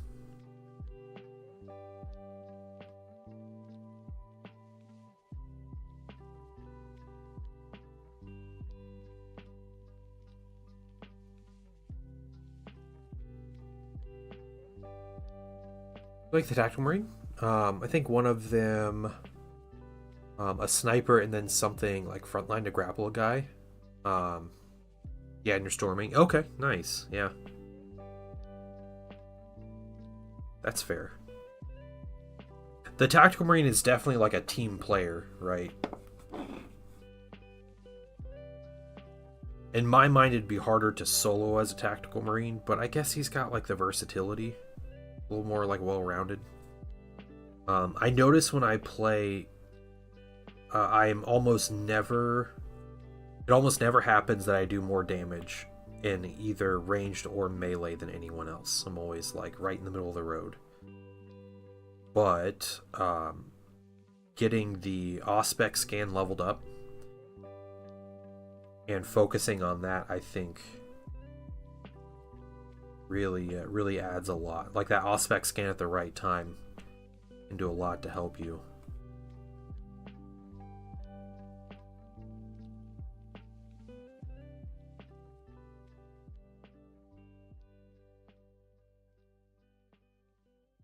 Not a fan of the tactical in PvP. I kind of like him in the PvP.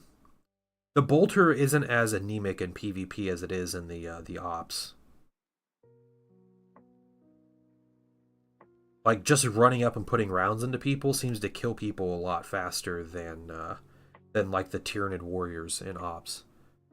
I don't think I'd do the op mode solo. Yeah, it's not as fun. It's not as fun doing them solo.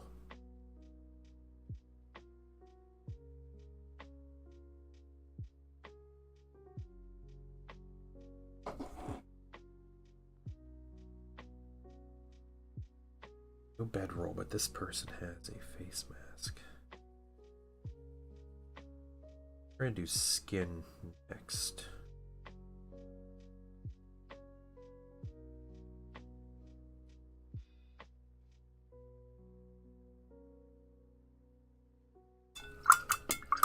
I asked last night if a non-Warhammer fan would enjoy the game.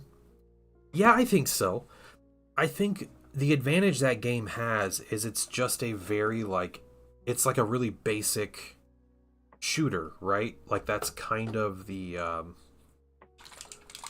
idea of it. Like, it's a run around and blast things apart. There's nothing super complicated about it. Like, I feel like if someone like hates war, if they know about Warhammer and they're like, I hate Warhammer, I think it's stupid, then yeah, they're probably not going to enjoy it.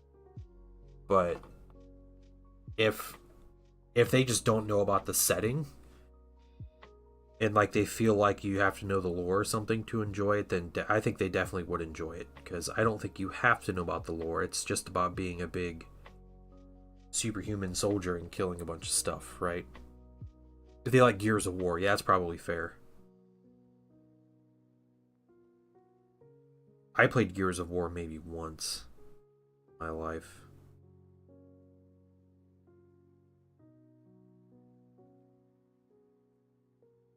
It's Gears of War with a lot more melee, right?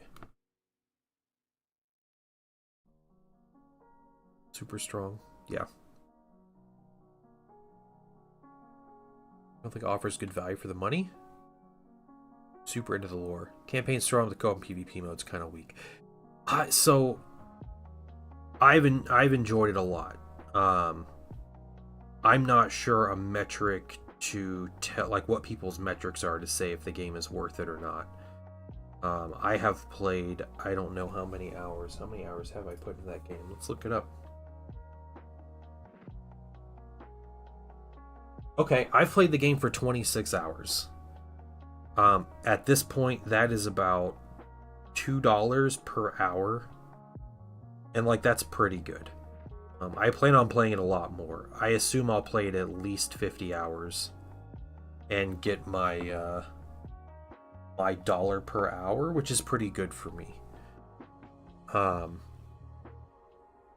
Yeah, and I also see how they're already planning on like expanding the game. Like there's a lot I think they're going to do for it. My biggest complaints are like bugs, like fixable bugs. like the customization, like reset bug and all this stuff. Like I want to be able to set my custom color schemes and just have it stay there. But there's some issues with that. All right, you're Raptor. Have a good one. Enjoy your dinner.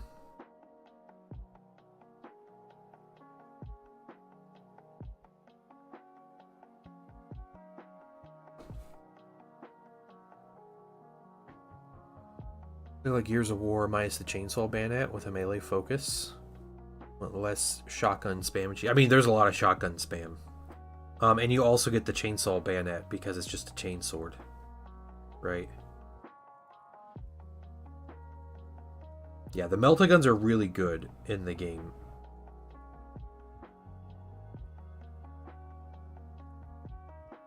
Hey, Raja. What's up?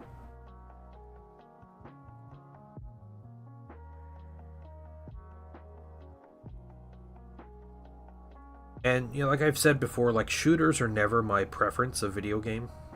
So, you know, this is really nice. Like, I'm still more of a fan of, like, strategy, whether it's RTS or turn-based strategy, more than shooters. But I have been having a blast with the game. People are playing it. It's fun to hop in and play with people. Yeah, just fun all around. I think I'm going to try to stream more next week. I'm really trying to finish paint a bunch of minis this week, so I'm trying to focus more on that and less on playing. But I think next week I'll stream some more Space Marine. Where I'm coming from? Compared to games that have exceptional campaigns like Red Dead. Yeah, well, yeah, the game's not gonna be GTA or Red Dead Revolver.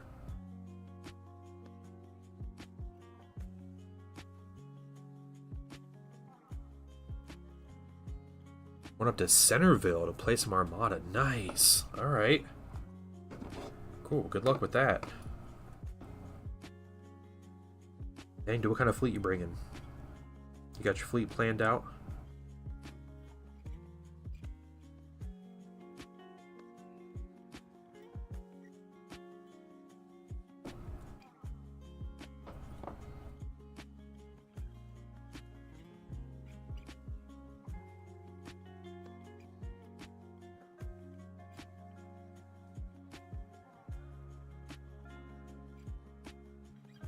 You know,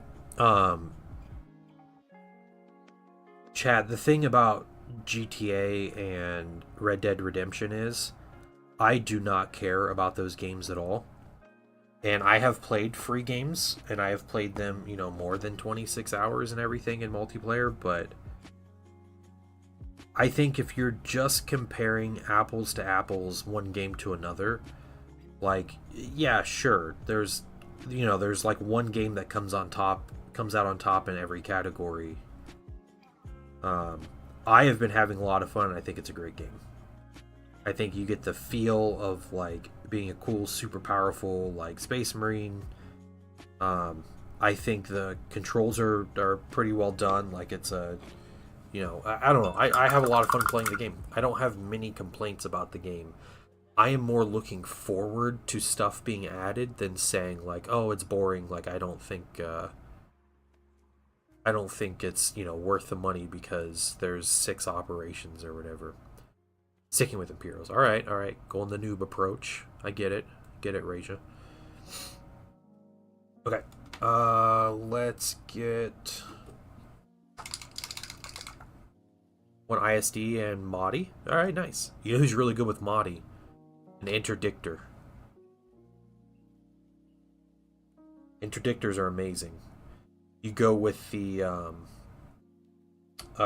terrain moving piece. It's like the grav shift generator, and there's another one that it's like a defensive one. Go to the one that can get two interdictor upgrades. Hey Tesla, what's up? From a non-Warhammer. Yeah, I mean that's fair, but it's like it feels like it wants to feel, you know, like, yeah, I think that the reasoning can always come up like, hey, do you think I would like this game? No, there are better games for that. Like, I don't think that answers the question either. if that makes sense. Like there's no point in having that discussion if you're just like there's better out there. But that's fair. I mean, like you give it a 7 out of 10. I think a 7 out of 10 could be worth playing. Maybe wait for a sale or something. But do you like shooters? Do you like action shooters? Do you like sci-fi? It's gory. Do you want to feel like a superhuman that runs around and just like trashes everything? Like, yes, okay, yeah, you'll probably like it. It's clean. It's cold. Hey. Now that's what I call high quality H2O. Absolutely. What's that? I didn't see who that was. I redeemed that. But yeah, absolutely take a drink.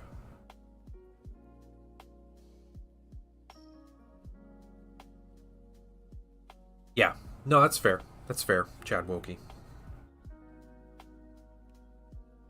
These guys, gray hair.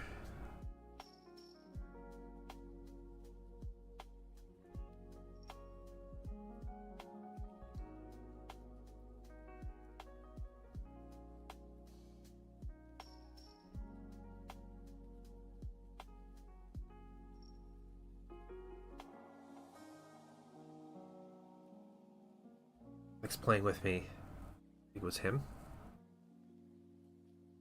Gotcha. Oh, okay. Thanks, Zombie Bunny. I appreciate it. One more. One more with gray hair.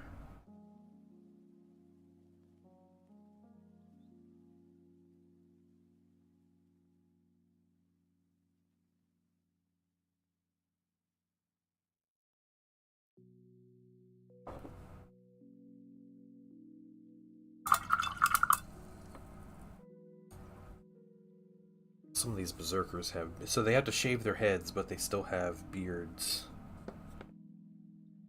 Or mustaches.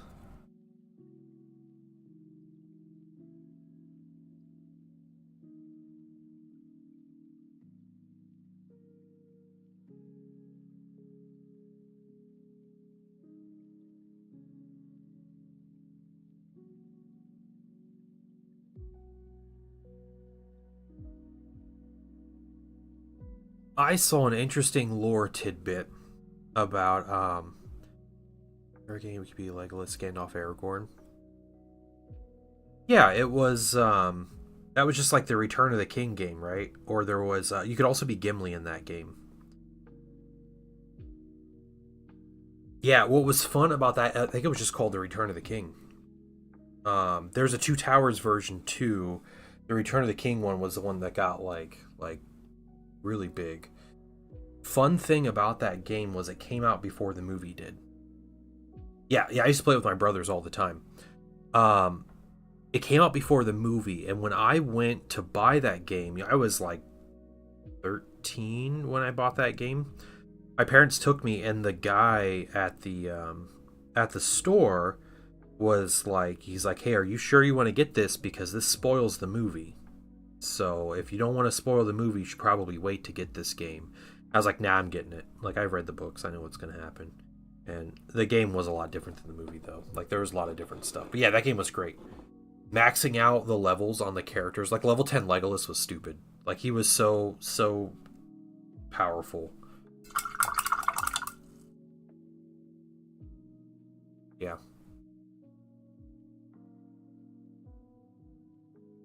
Get on this guy's face. Wreck that. And we'll come back and murder everything with arrows. Yeah. That's like every... No, I read the books. Till Games Workshop employee. Yeah. Back in 2003. Like, could you imagine? Zen, a cool detail about Space Marine, the campaign. When the guardsmen are freaking out and getting, like, possessed by Tzeentch. I saw a YouTube short about this. I don't know if you guys did. If you look at the ones that are getting possessed, all of the ones with purple eyes are the ones who did not get possessed. The ones with the purple eyes are the ones that got possessed. And the thing about that is the purple-eyed ones are true-born Cadians that were actually born on Cadia because so close to the Eye of Terror, they get purple eyes because they're like it's like a mutation from the warp, being so close to the warp. So So they're like immune to the mutation, basically. It's the ones that are like that like joined the Cadians afterwards. They're the ones that got possessed and went crazy. Yeah. So you look at all the ones that like freak out and are like, you know, going nuts. It's the dudes without the purple eyes. The dudes and ladies without purple eyes.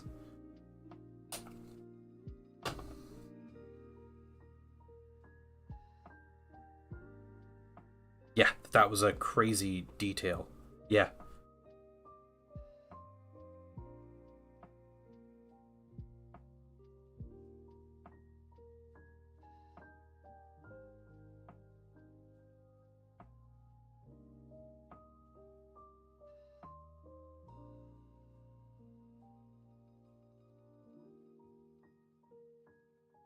Also, I want to know how there's still Trueborn Cadians, because isn't the 40k setting like 200 years after all that happened at this point? Like, if there's someone still in the guard at this point, they better be, like, in charge of the whole operation.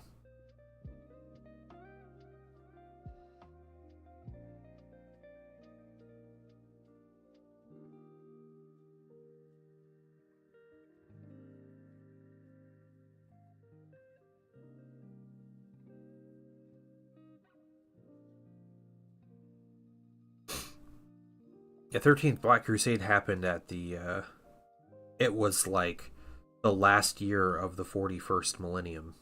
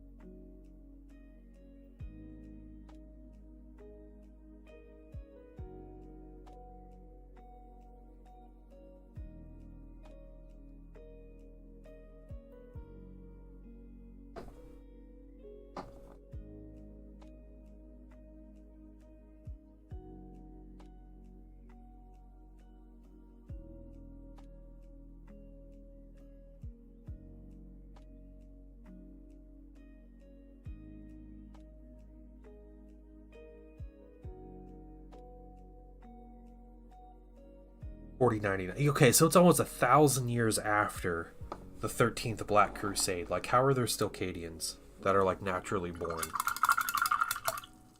I can't believe they advanced the timeline that much. I thought it was just a couple hundred years. Relatively simple. It's a literal second game ever. That's fair. Yeah. Don't do all the tricks with the interdictor then. Some good ones.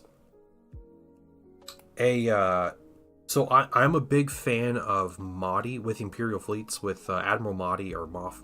No, it's Admiral Mahdi with they call it an LMSU fleet. So you take one big ship and then a whole bunch of little ships to like give you better activations. An ISD, like kind of loaded up. Don't put too much into it, but an ISD, I think it's the Kuat version of the ISD that's like kind of like the missile boat, the more close range one.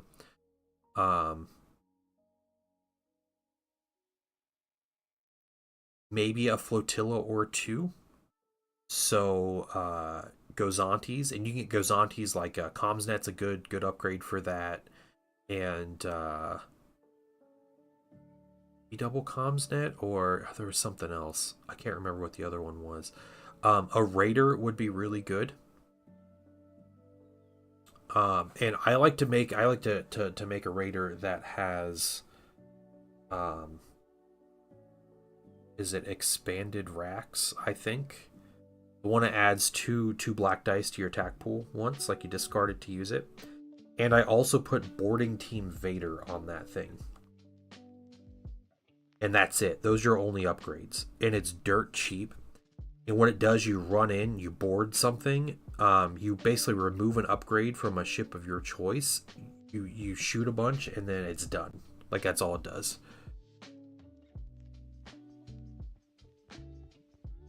A Raider Corvette, I think it's the lower end one, not the more expensive one, the cheaper one.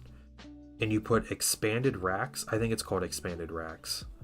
It's the ordnance upgrade that adds 2 black dice. It's a discard on use, and you add 2 black dice. And Darth Vader boarding team. He goes in the offensive retrofit and the weapons team slot. Yep.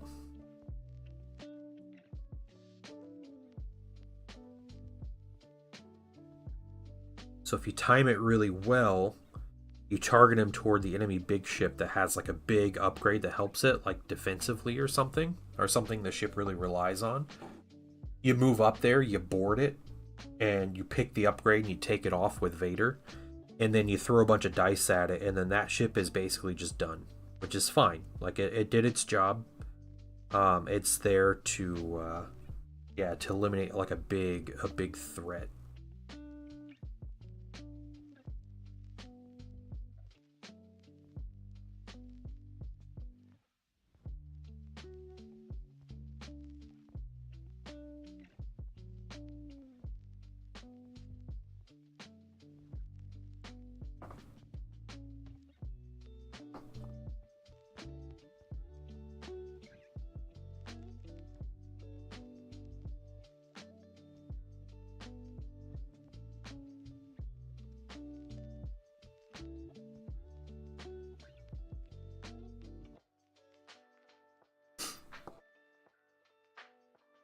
Trying to think what else. It's 4 ships.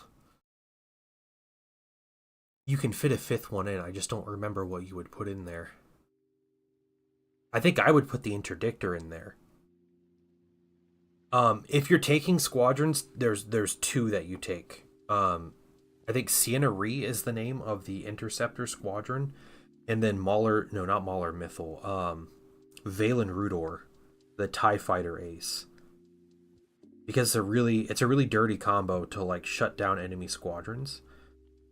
What it does is Valen Rudor can't be attacked if enemy squadrons are engaged with another squad. So, you keep them together, make sure they're both engaged, just those 2. You can activate them with a Gozanti squadron command, like when you really need it. And what happens is Valen Rudor can't be targeted unless he's the only one being engaged. So you throw Valen Rudor in there. But then you throw him in with Sienna Ree. And Sienna Ree is a TIE interceptor ace. And so what happens is the interceptor, she has to be targeted with all the shots. They can't target Valen Rudor. So when she's targeted, she always counts as obstructed. So the enemy squadrons are always using 1 less die to attack her. Then she has her good defensive upgrades like the scatter and the brace, but she also gets a counter. So she counters 2, so she's always hitting them back. So they're stuck attacking her instead of Rudor, and while she's hitting them, and then Valen Rudor is just kind of sitting there. So she has good defensive upgrades. She attacks them back. I think they both have swarm, so you get a reroll on a die when they attack. It's a really good combo, and it's dirt cheap. It's like 25 points or something for that combo. Yeah, Interdictor is the Gravwell ship. Yeah, yep. It's a shenanigan ship in Armada. Big shenanigans. What does it do here?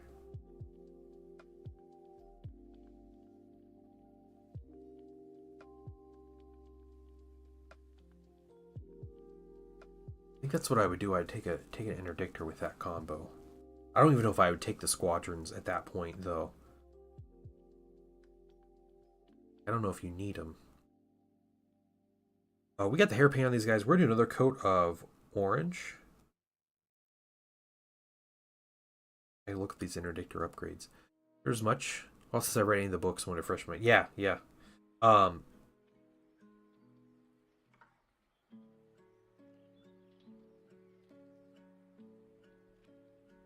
Yeah, okay, so there's, see, the interdictor can get the grav shift reroute is one of the upgrades I would get, and the targeting scrambler.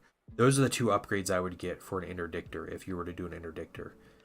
The grav shift reroute, you move obstacles before the game starts, and so you just get to place them like within distance 3 of where they started, which is insane. And the targeting scramble just gives you rerolls on ships near your interdictor or your interdictor itself. So there's some really nasty ways just to mitigate tons of damage by doing that. What was I doing? Oh, orange. Okay, we're going through this orange again. Second coat of orange on these backpacks, and then I think I'm ready for some washes.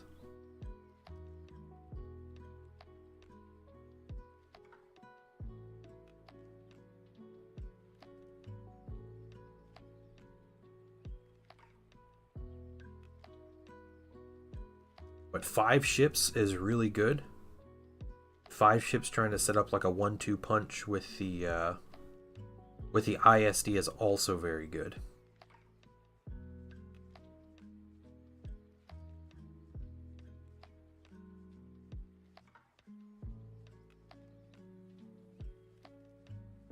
Yeah, I won a store championship with that fleet.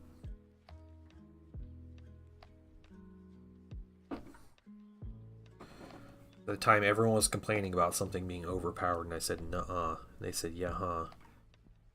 And so I played a fleet to counter it. Ended up winning the tournament.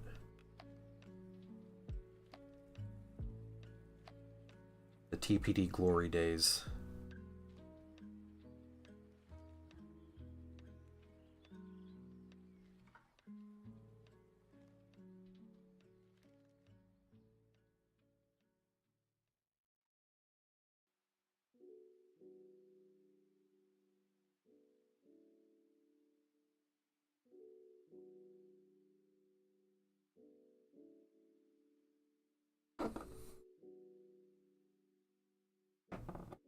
One does not simply question TPD on matters of fleets, yeah.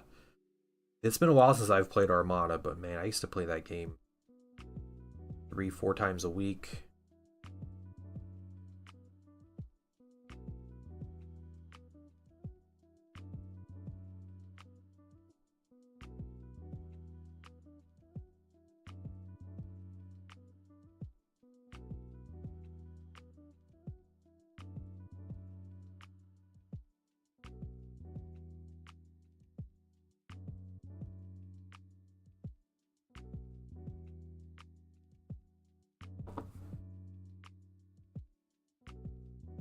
Purple here, purple, orange.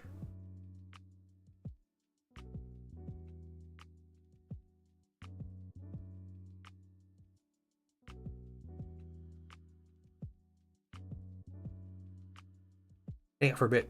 Yeah, you have a good one too, Zombie Bunny.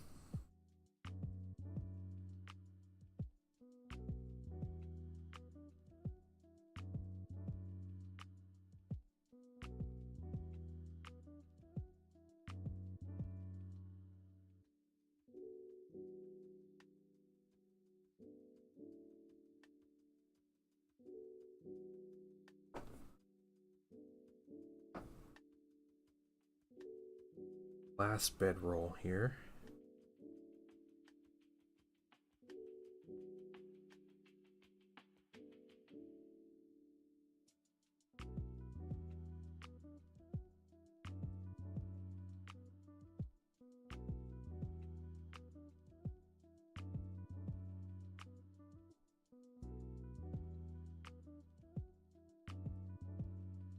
Then we're doing washes.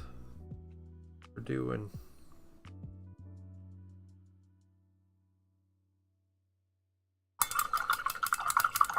Okay.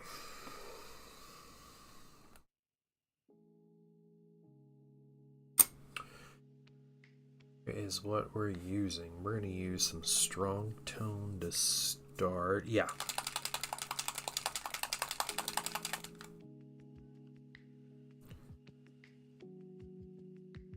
Brown wash.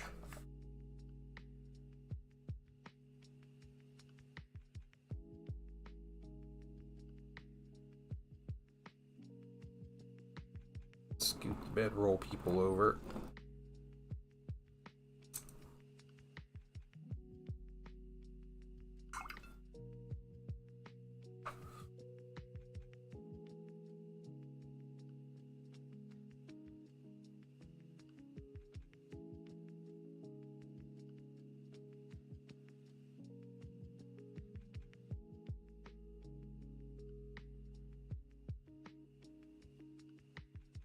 Start washing.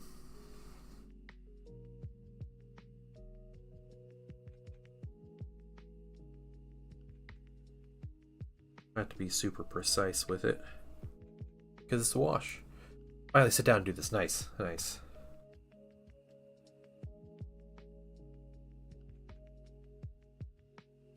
That's the interdictor. That's fair. Once you get this game down, though, it's such a cool ability. It's really good. It's not like broken by any means. Like there's, you know, it's like an annoyance, but if you can really use it to your advantage, and like you get it down, you play some games with it, you kind of figure it out. It's really cool.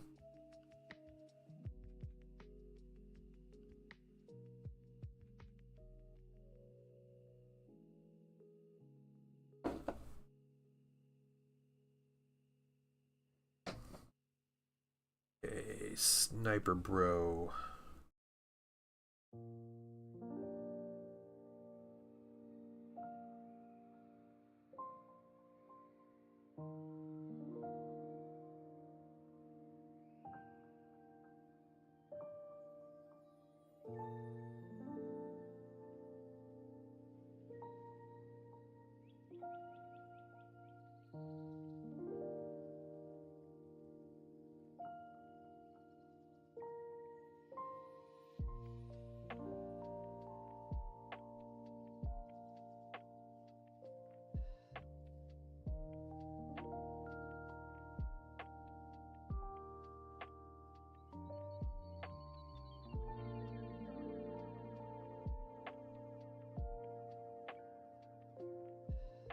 We started reading Chronicles of Narnia to my son.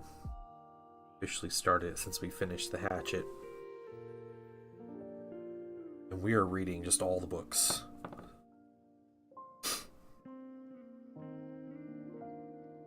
Hey, Ponator, what's up? How you doing, man? We're reading the first book. I don't even know what the first book's called, but we started reading that one. A Boy Named Diggory. I didn't think Diggory was like a real name. Like, is it? Does anyone here know someone named Diggory? Incredible if you do. It just sounds so made up.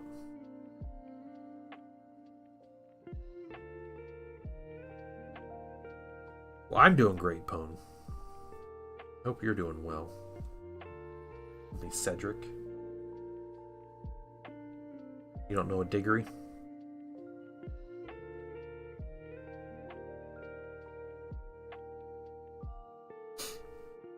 He's a Harry Potter character? Okay. The Lion, the Witch, and the Wardrobe is book 1? I don't think it is. No, I think it's something different. This story so far is way different from The Lion, the Witch, and the Wardrobe. Like Skullduggery? Yeah, yeah. Cedric Diggory. Oh, okay, that's right. Yeah, yeah. Character from Harry Potter. Yeah. I don't know what this one is called, but it's like I think if I had to guess, I think this Diggory character, my name is Go Sucked, so you never know. That's true. That's very true. If I had to guess, I think this character Diggory, who's a kid in this book, I think he is like the professor, the one that, you know, the kids in Lion, Witch, and the Wardrobe, the house that they go to, you know, and they find the wardrobe and everything. So I think that's him. If I had to guess. Because they have like an uncle that like figured this thing out, like all this magical realm and stuff, but he's a super bag.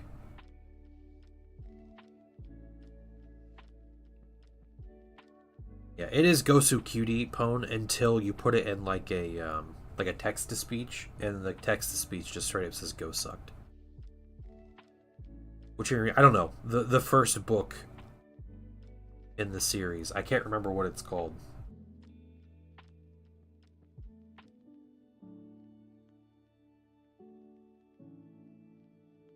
I can't even bother to look at like the title page because me and my wife are both reading it to my son, and she got first read, so I didn't get to jump in from the start.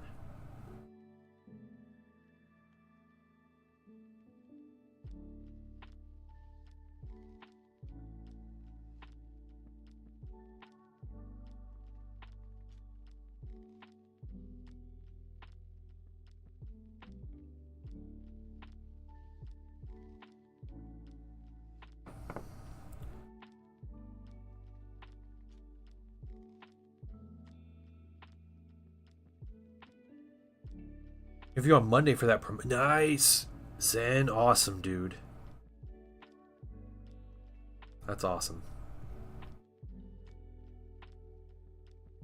Good luck, man. Good luck.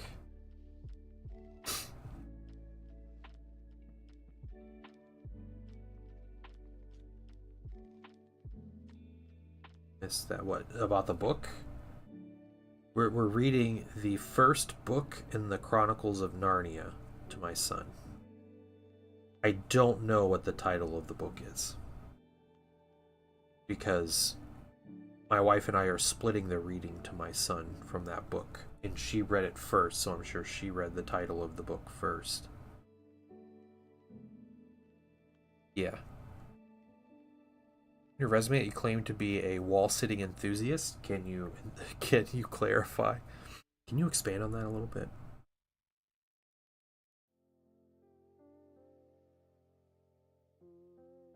It's going to start describing different types of masonry materials. Do you think construction workers are more or less likely to enjoy Imperial Fist stuff? Like, are they just so tired of hearing about construction that they're like, I don't want to do that in my fantasy universe.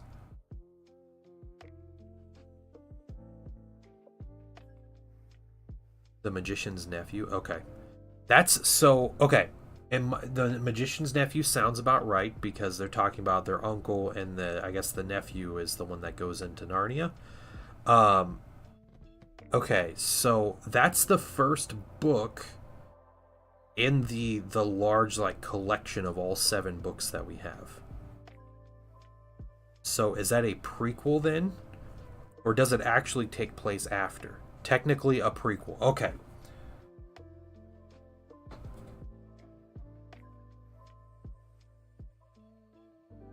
Yeah, because I think these books are like in, chronological order, not in like release order. So yeah.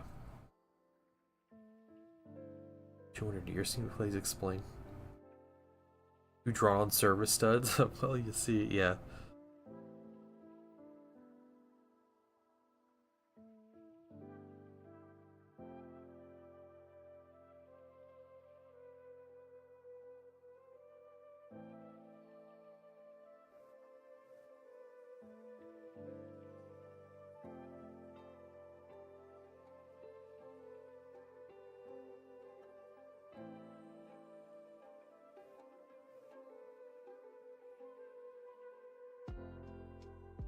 It feels so good to be getting washes on these minis.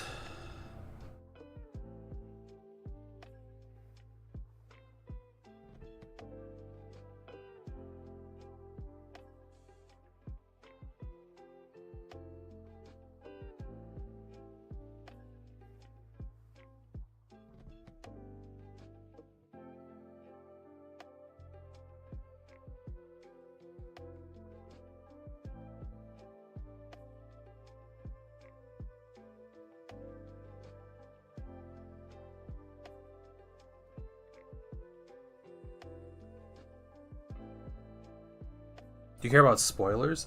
Not particularly, no. I don't, because I'm not going to hear half the story just because the way we're splitting the reading. My guess is, though, the nephew becomes the professor that the kids go to from The Lion, the Witch, and the Wardrobe. That's my guess.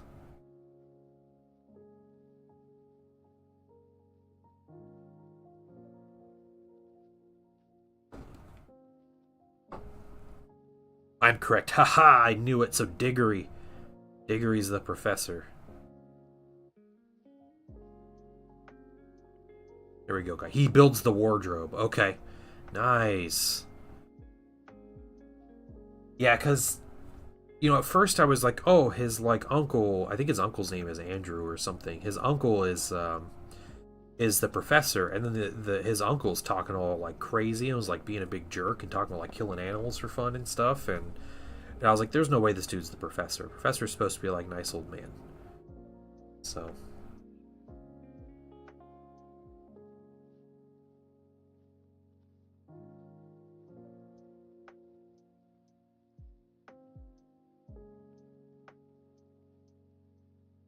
yeah, Zen, I'm pulling for you, dude. I hope the interview works out and it's all good.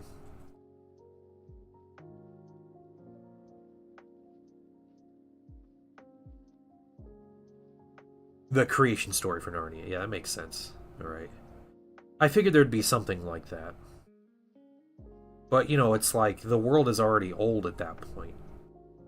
Because even then we were just reading about the like hall they went into with all the statues of the people, and I assume those were previous magic users through time who went to Narnia and like ruled as kings and queens or whatever.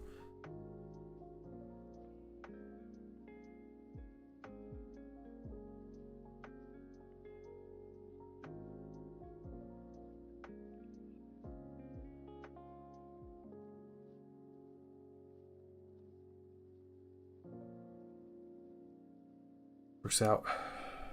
Be coasting to that job. Yeah, that's awesome. Listen, you'd be a hard-working, productive member of the team, okay? That's what you would be. Earns his paycheck.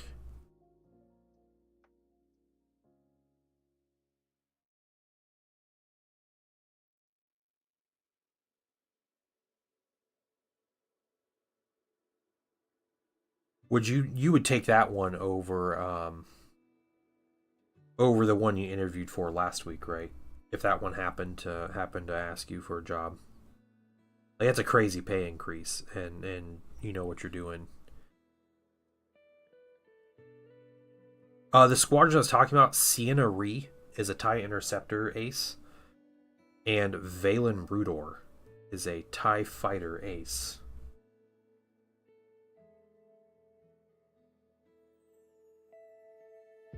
Probably stick with my current company. Yeah.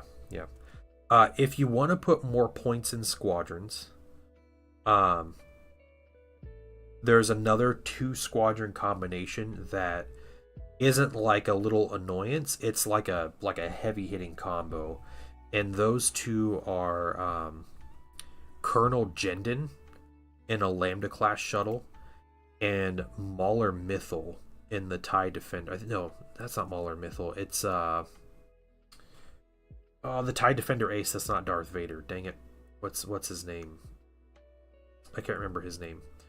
But yeah, it's the TIE Defender ace and Colonel Jendon, and those 2 work in crazy conjunction where the TIE Defender puts out a ton of damage and Colonel Jendon lets him attack a second time.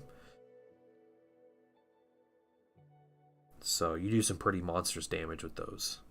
They're more points. It's like 33, 35 points or something. Merrick Steele, that's who it is. Yeah. Steele and Jendon. That's a crazy combo.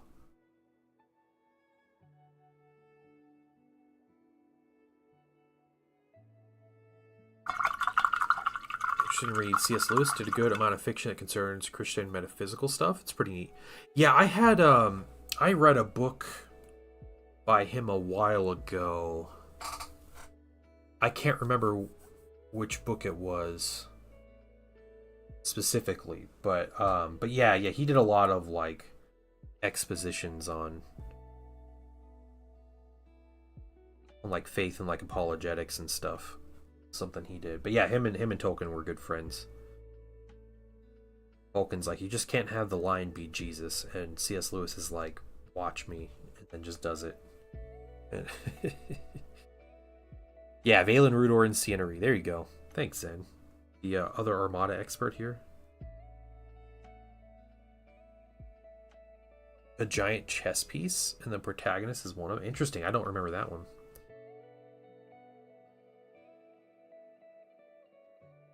I had to Google it. That's fair.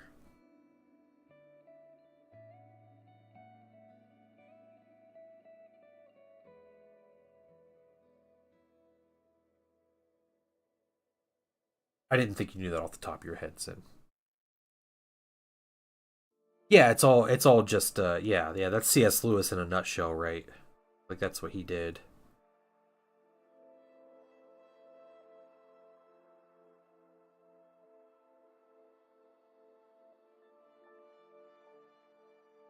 Yeah, it's not like he was ever trying to like hide it or mask it or anything either. It was just that was just the kind of stories that he wrote. Just Tolkien over there like furious about the whole thing. Yeah, when Tolkien names like the scary mountain Mount Doom. He's like, you gotta be creative with what you're doing, and then yeah, he's just does that.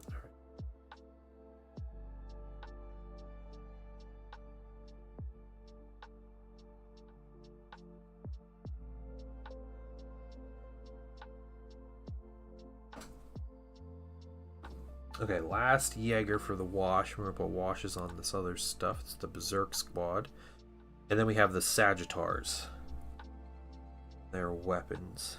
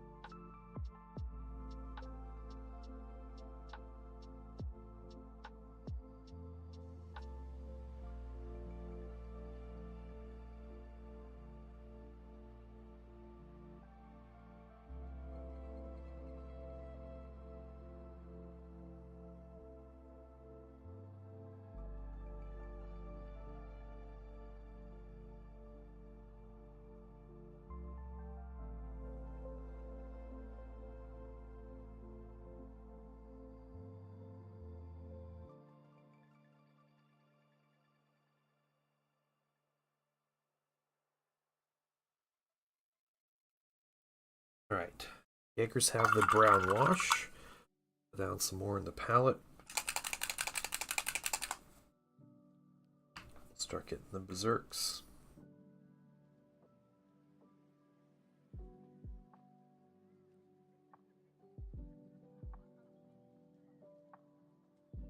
Slightly bigger brush.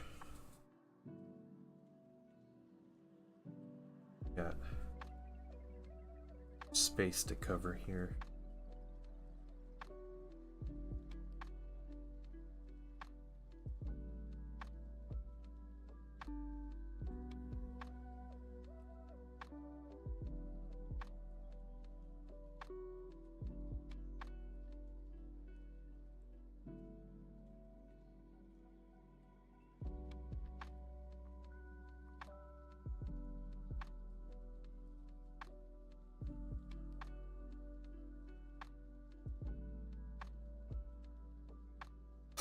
With the idea of space Skaven, they're called Hrud. It used to be a thing. Back in the day, the Hrud were just Skaven in space. And GW decided to change it with a Horus Heresy novel about the Iron Warriors fighting Hrud being these like time shift weird alien things. But yeah, if you look up old artwork, you can find Hrud, and they're literally Skaven. But no, I don't think there is anything wrong with Skaven um, being in space.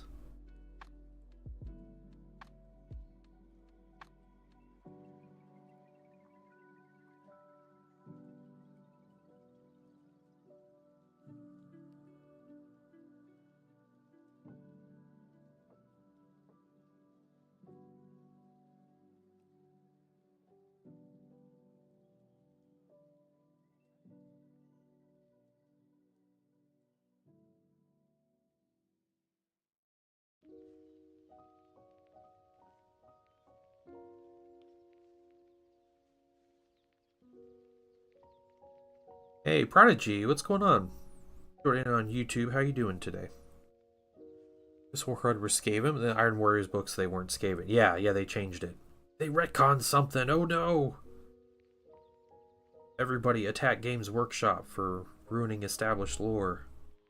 Things will never be the same.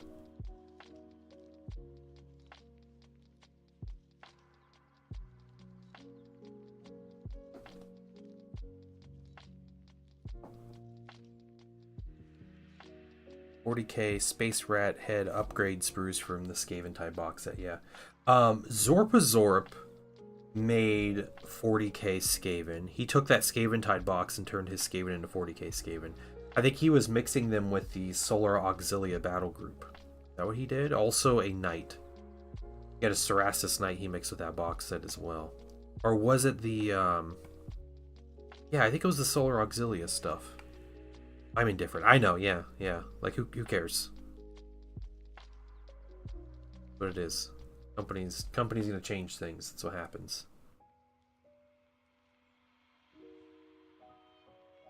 I like the idea of Skaven showing up in 40k, but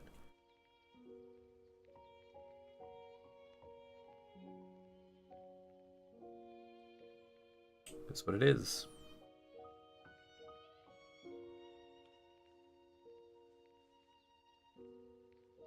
That is more a meta reference to other things that people get really salty about, so.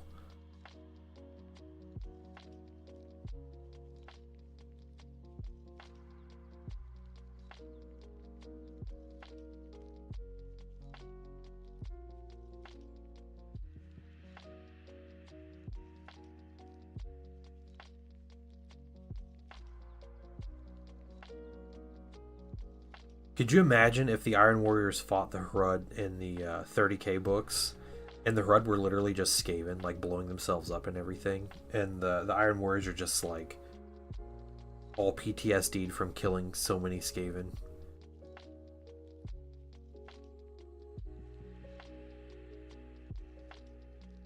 That's what caused them to join Chaos. Yeah. Just ridiculous nonsense contraptions and stuff that they're just shooting at everybody.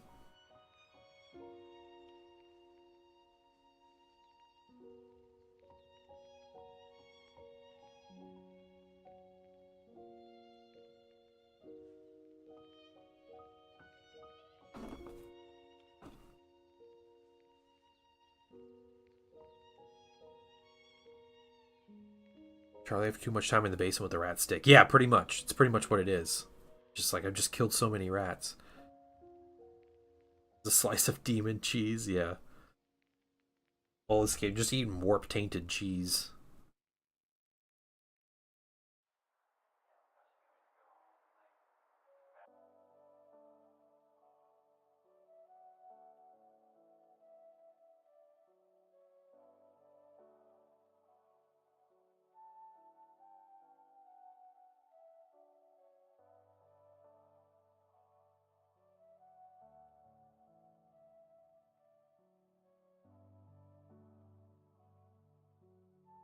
And take a look at the Armada fleet. I sent it to you in Discord. Sure. Give me a minute. Let me finish up this guy right here. I'll take a look.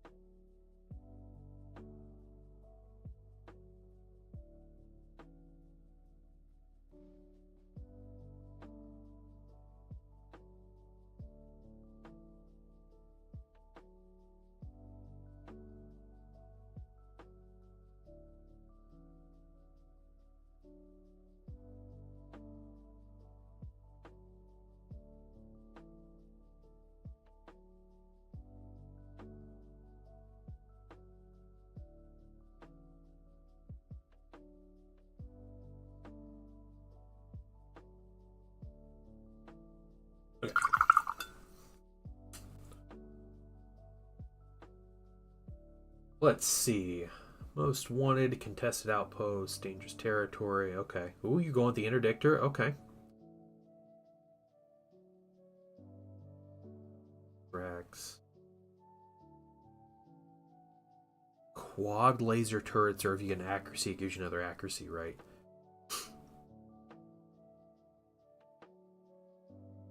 Okay. Here's what I would say. Raja. Take redundant shields off the Imperial Star Destroyer. It's worthless. It's a garbage upgrade. It seems really good. Garbage upgrade. Put the interdictor title on the interdictor ship. That title is amazing. It's like 3 points, and you get to recharge one of your cards. And if you have leftover points, you should have leftover points either sit on a bid or... Let's see. 1 second.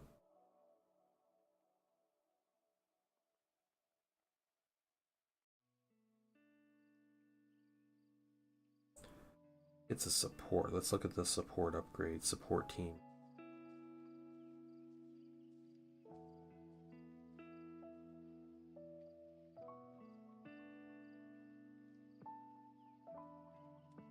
Oh, the quad laser turrets give you counter 1. Okay, alright. Okay. Quad laser turrets are fine. Gunnery team doesn't work super well anymore. Because gunnery team needs... We need a token for it, right? You have to refresh it or something. Pull gunnery team up.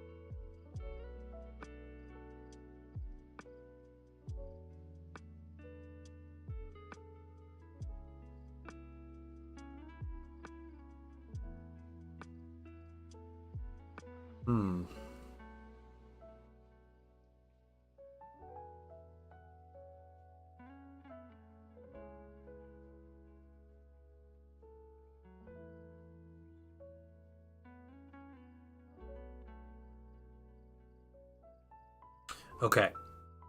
You can fire from this. Yeah, you can.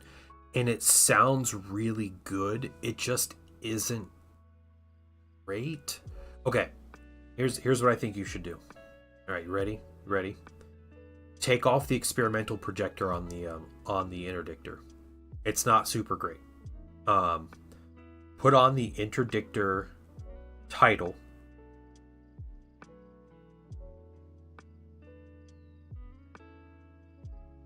On the interdictor. Here, let's just pull up the ship real quick. Okay.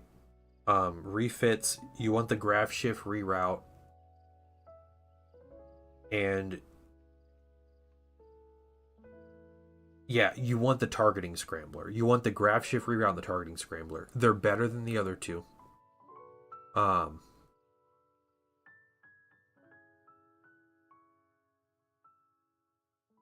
And you'll save... Oh, that evens out that point if putting the interdictor title. Take the redundant shields off the Star Destroyer. And what's some stuff you can put on?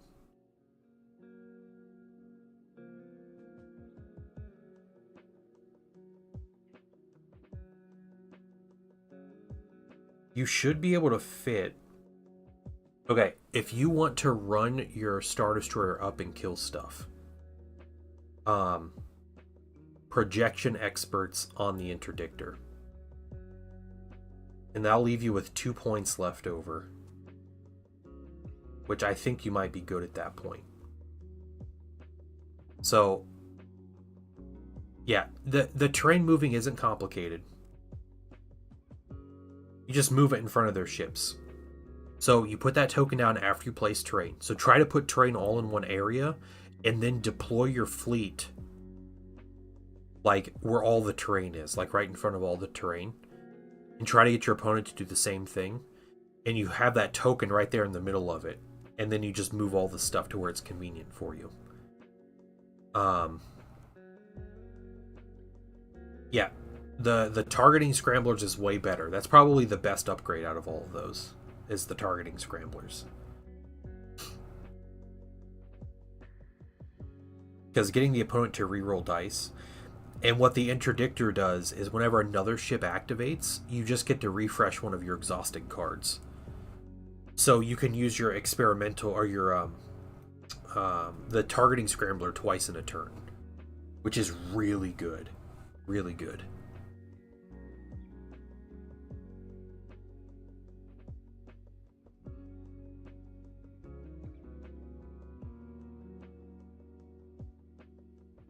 Yeah, instead of redundant shields, maybe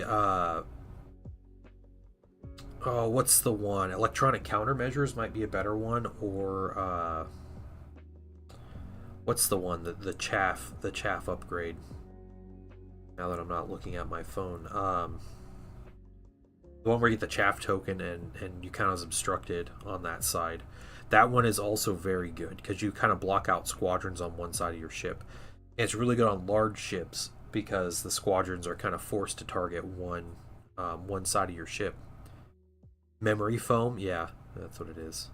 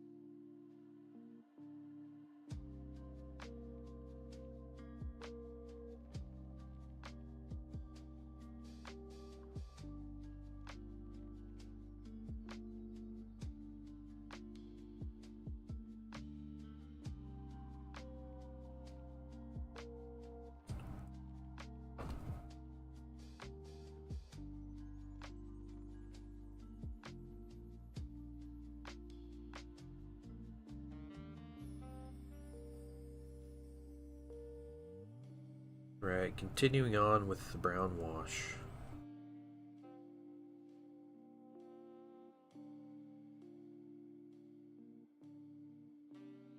We'll do a flesh wash here, and then we need to do a sepia wash as well. Those will take as much time to do.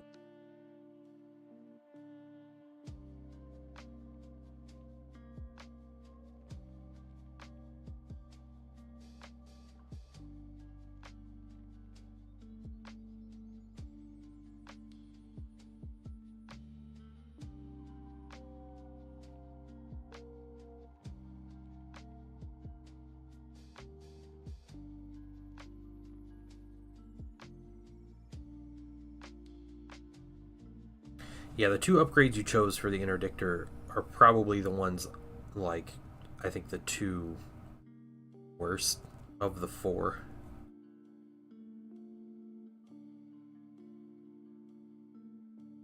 Because slowing your opponent down at the very start of the game doesn't do much because you can set your navigate at the start, which, I mean, it takes away a token from people, but you can play to where you can play around that really easy.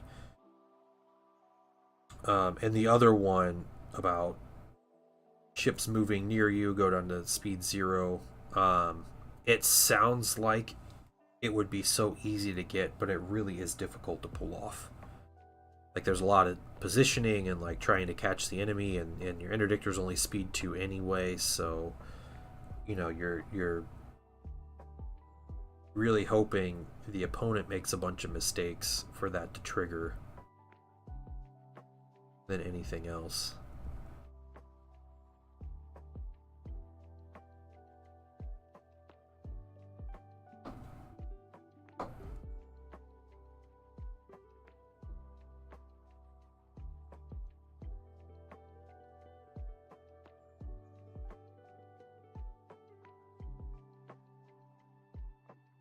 Projection Expert's is a really good upgrade for the interdictor because it has a ton of engineering points. And if you're playing with a especially if that comms net goes onto, you're playing with tokens. When you have an engineering command, and the token, I think you have easily enough points. You might be able to have enough points. Almost. Yeah, you can almost do it anyway, but you should be able to recharge 2 shields and move 2 shields to a friendly ship. So, you know, your ISD's taking damage. It's a little bit of healing that could help you. You know, it's possibly situational, but I've liked projection experts for support ships and stuff. Your interdictor shouldn't be taking tons, you know, shouldn't be the one in the middle of the fight. You know, it's never really going to be shot, but if you have it in a spot where your ISD is also in the fight, then I think you're doing pretty well. Folks who regularly run tournaments. Oh, okay, okay.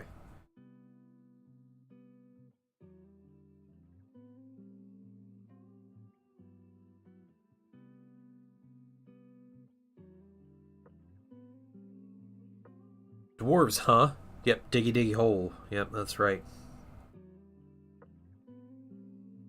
These dwarves are smashy other living creatures, I think. I'm about to start working on my new Blood Angels box. Oh, nice. With the black for the Death Company, that's super cool. I do love the look of the Death Company from that box, so very nice.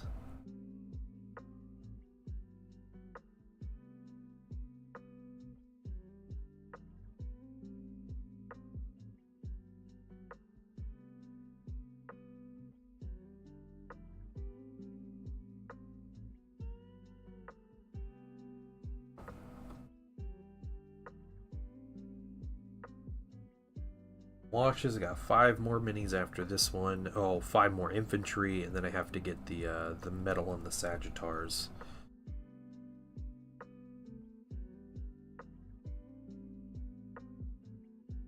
What we're doing. Santi's very much just to have an extra activation.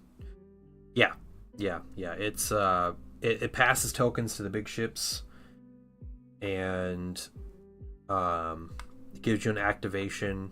Has a little bit of anti-squadron, but it's got a squadron value of 2, so in a pinch you can activate your 2 squadrons like 1 round per game, just to get them in position before anything else, and maybe get a little alpha strike on an enemy squadron that's like out in the open or something.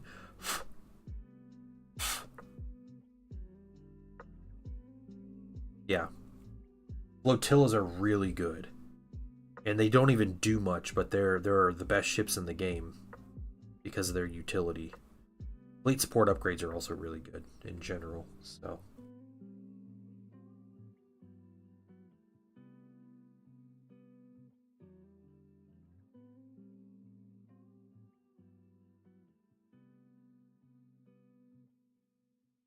Flotilla.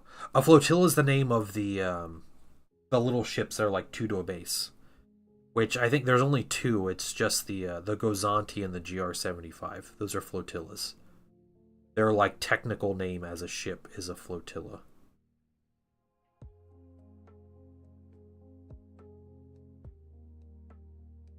Yeah. And they have unique rules. You know, they act as ships in every way except if they ram something, if they're the only flotilla, they're the only one that takes damage. If it's 2 flotillas ramming each other, both of them take damage. So you can ram flotillas without taking damage if you're using a normal ship. And also, they don't count toward your like models on the board for tabling purposes. So if you kill an entire enemy fleet, but they still have 2 flotillas on the board, they still count as being tabled. And they lose. Or you score 400 points, rather. So.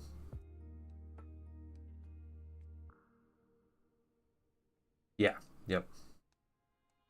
And you can only have 2. 2 is the max number of flotillas you can have in a fleet. Because they didn't have that rule for a while, and the Germans were going crazy and taking 6, 7, 8 Gozantis or whatever in a fleet and finding ways to really cheese the game, so they made it max 2.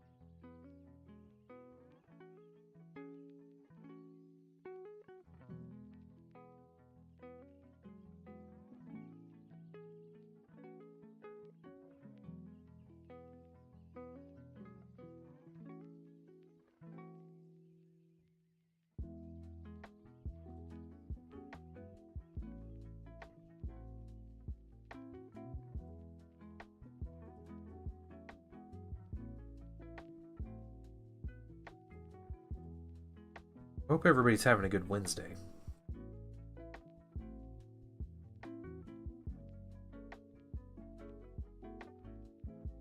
Weekdays are about half over, right?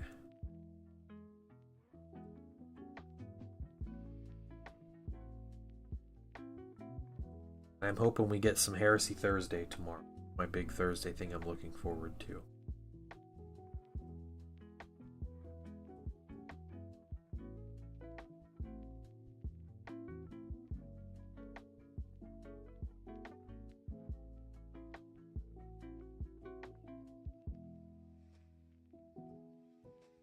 Taking it easy myself. I'll get some food at the diner down the street. Oh, nice. Food sounds good.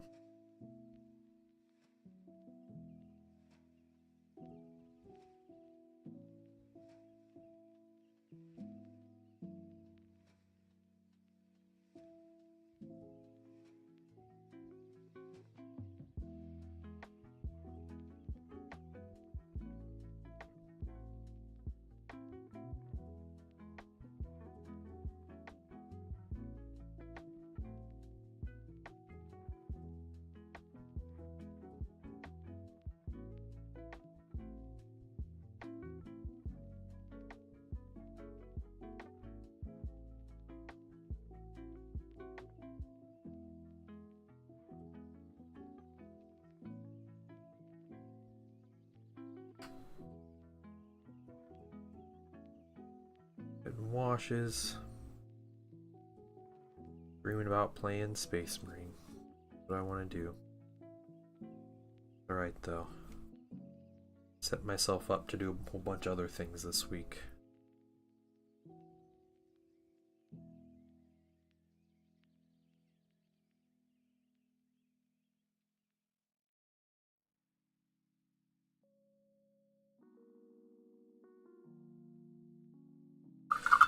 Okay, now these two robots.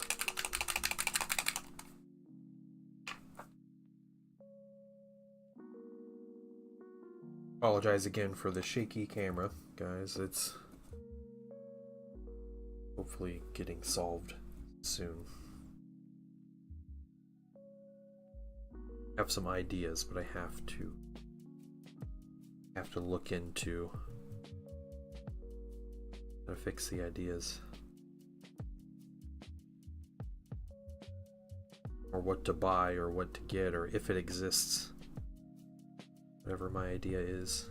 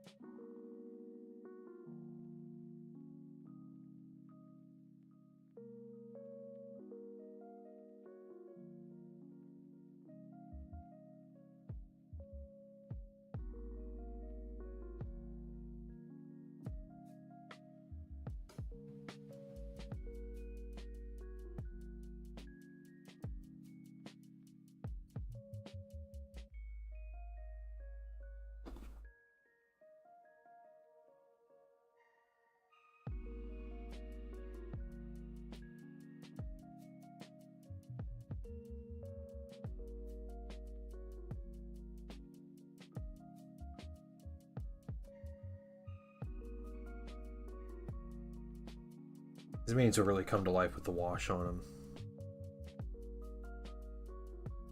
Feel a lot better about everything.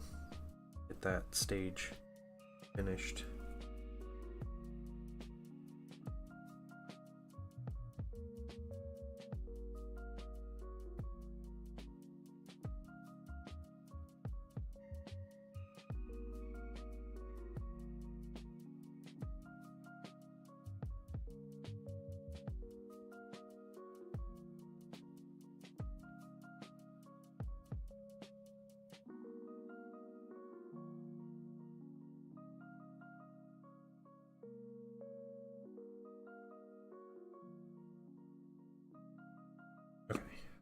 Go through a couple robots here. Head out. All right, have a good one, Gosu. Enjoy your lunch. I'll see you tomorrow, man.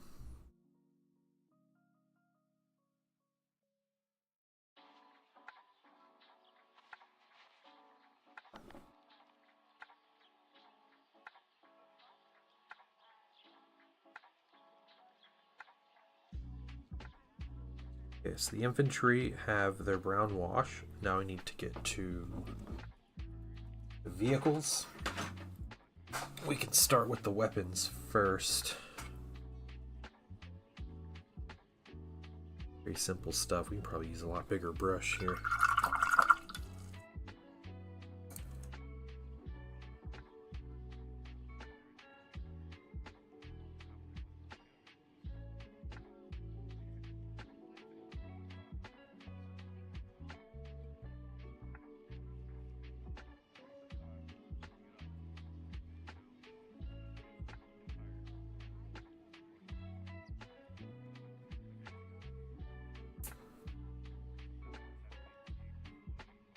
They're hard to hold.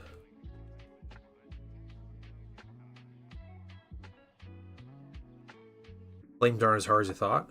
Oh, cool. Yeah, once you figure it out. I think a lot of techniques, a lot of painting techniques are like that. I think things are difficult or intimidating, but once it clicks, you're good.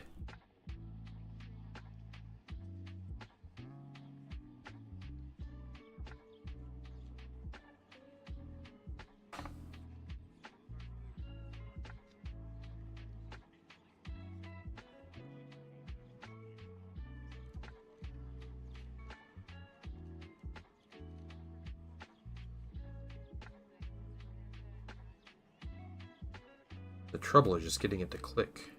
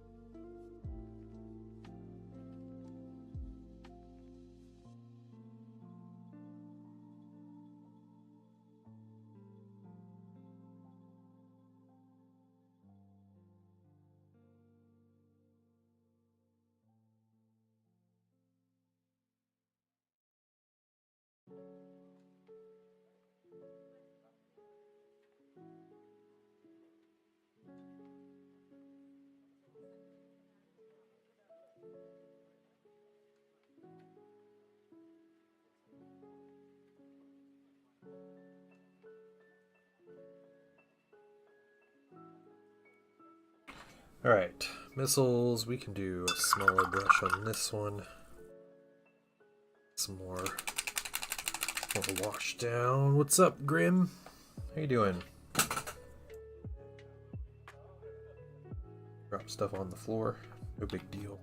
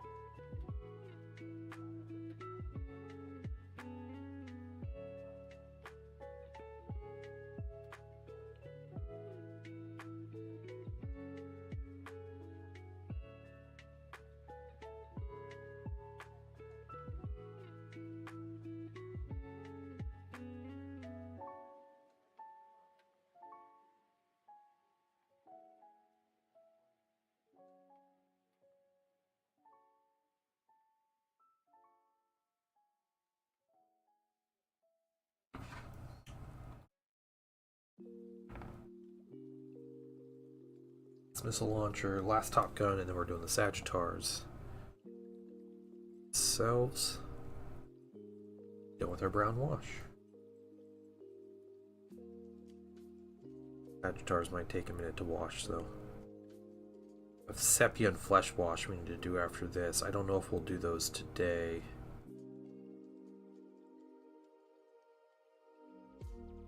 I might end up doing them tonight after I wash my other vehicles here.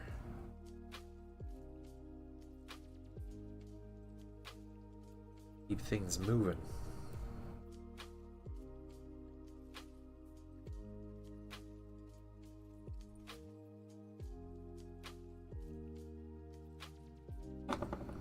Look at me! Who's that? Where you want me to look? Where am I looking? Let me know. And finished. Okay. Just a moment.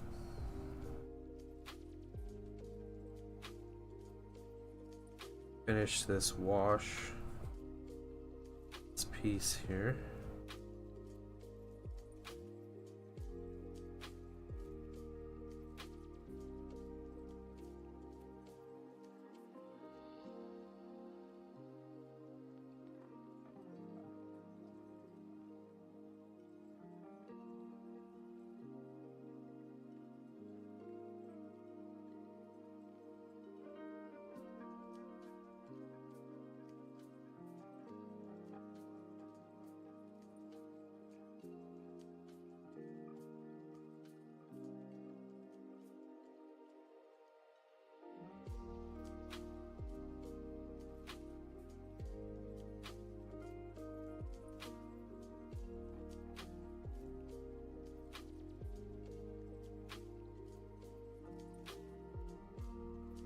Okay.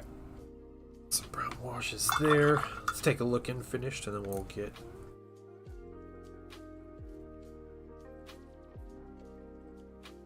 Hey, is that a Gundam? Good peanut for a Mecha May comp of 2023. Didn't win. Teaches things about myself as a hobbyist. Cool, man. I think that's really cool looking. That is a Gundam, right? Definitely doesn't look like Battletech.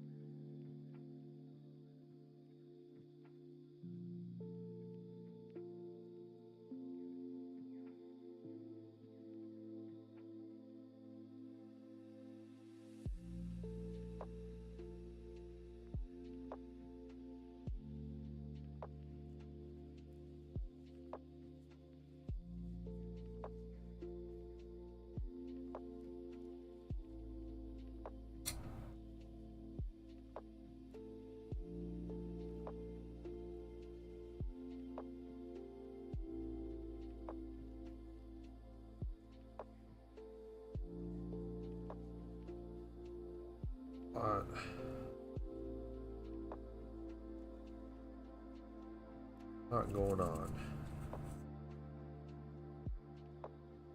These vehicles.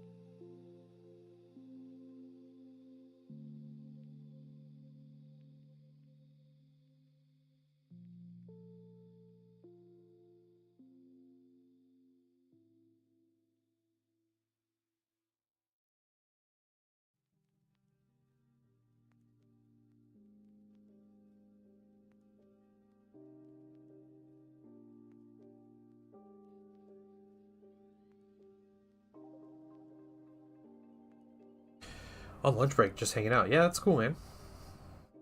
Thanks for coming to hang out. Just, chilling and putting watches on minis.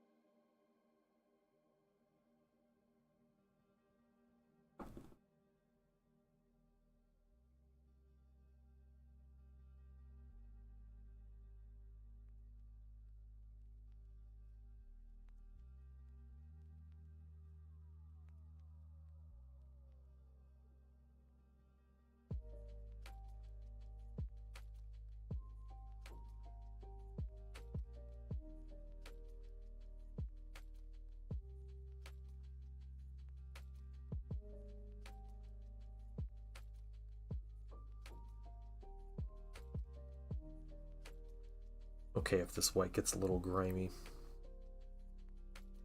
we're gonna end up putting a sepia wash on it, and it'll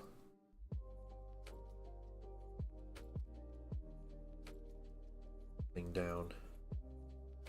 I'm gonna do these tires separate. Wash the tires with a brown wash.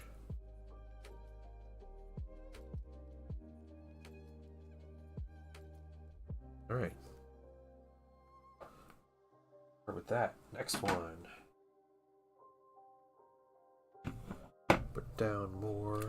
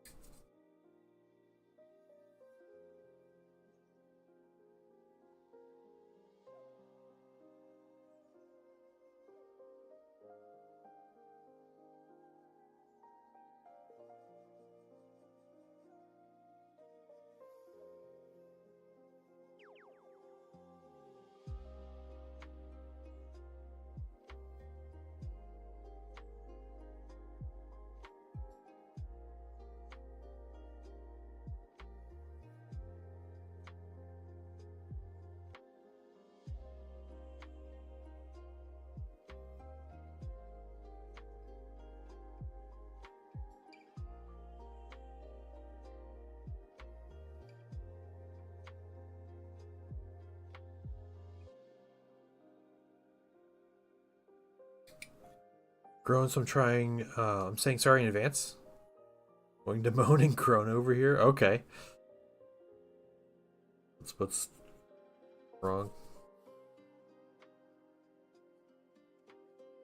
Something in particular happening?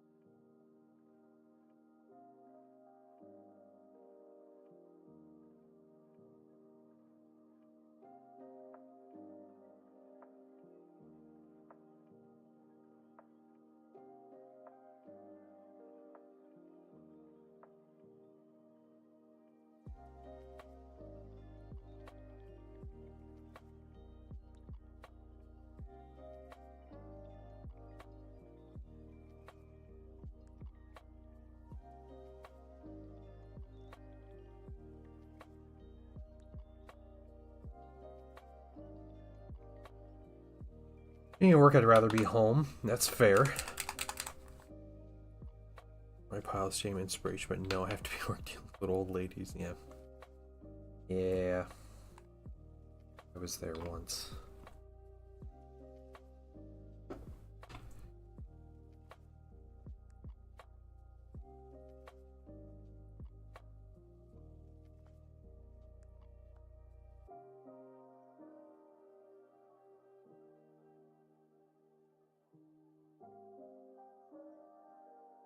I'd like to be working on my pile of shame as well, but here we are, not working on the pile of shame.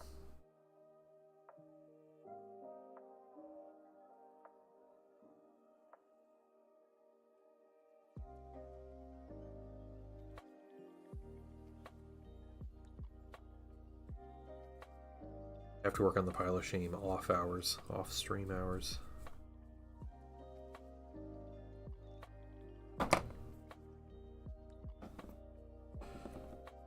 Pile of shame. Yeah, I'm working on other people's pile of shame. That's what I'm doing.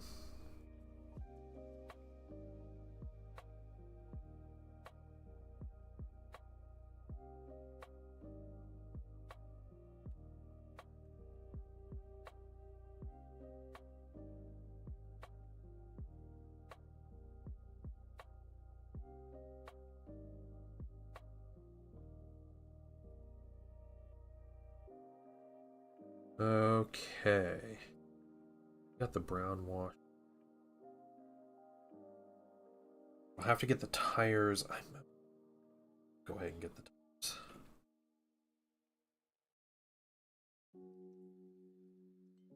Just doing the inside.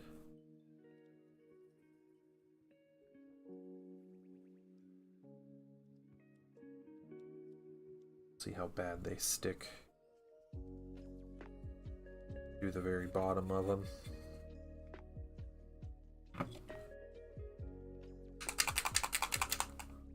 Amy, have a good day, ma'am. Thanks for shopping with us. After she just spent the whole time complaining.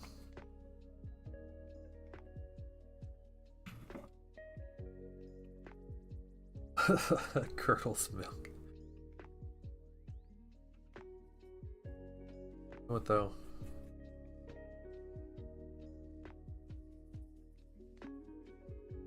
Old people can get over it or complain to corporate.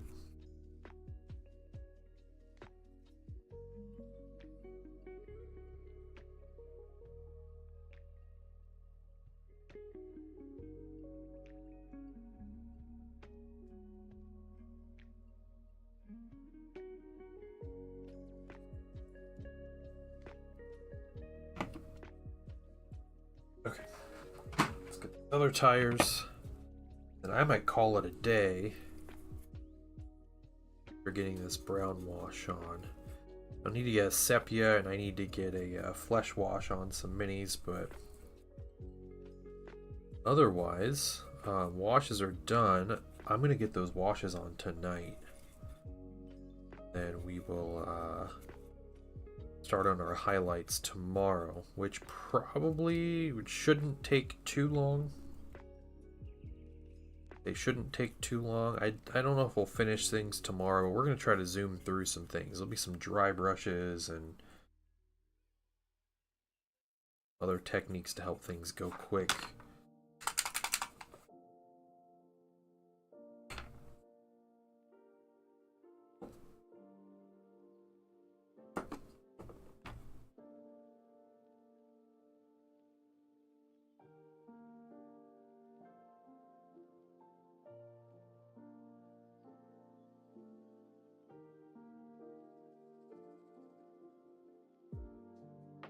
Right, but we have brown washes on the Mini.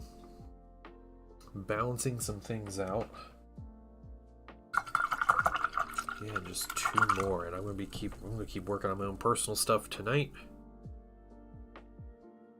Control this warband. It's the 16th warband dice. You're just trudging along, dude. You're insanity, Professor Grimm. Well, guys, I'm going to call it there. So, I will say, you guys have a wonderful afternoon. Thank you, everybody, for sticking around and hanging out and chatting with me and just helping me relax while I paint through these minis. I'll be back on tomorrow, 10 a.m. Eastern, and until about 2 p.m. Eastern, we'll be working on highlights and the final stages. We're going to try to start the process of finishing up these Votann. So that's the plan. 29 by the end of the year is a solid goal. But yeah, I will see you all tomorrow, and you'll have a wonderful afternoon and evening. Bye, everybody.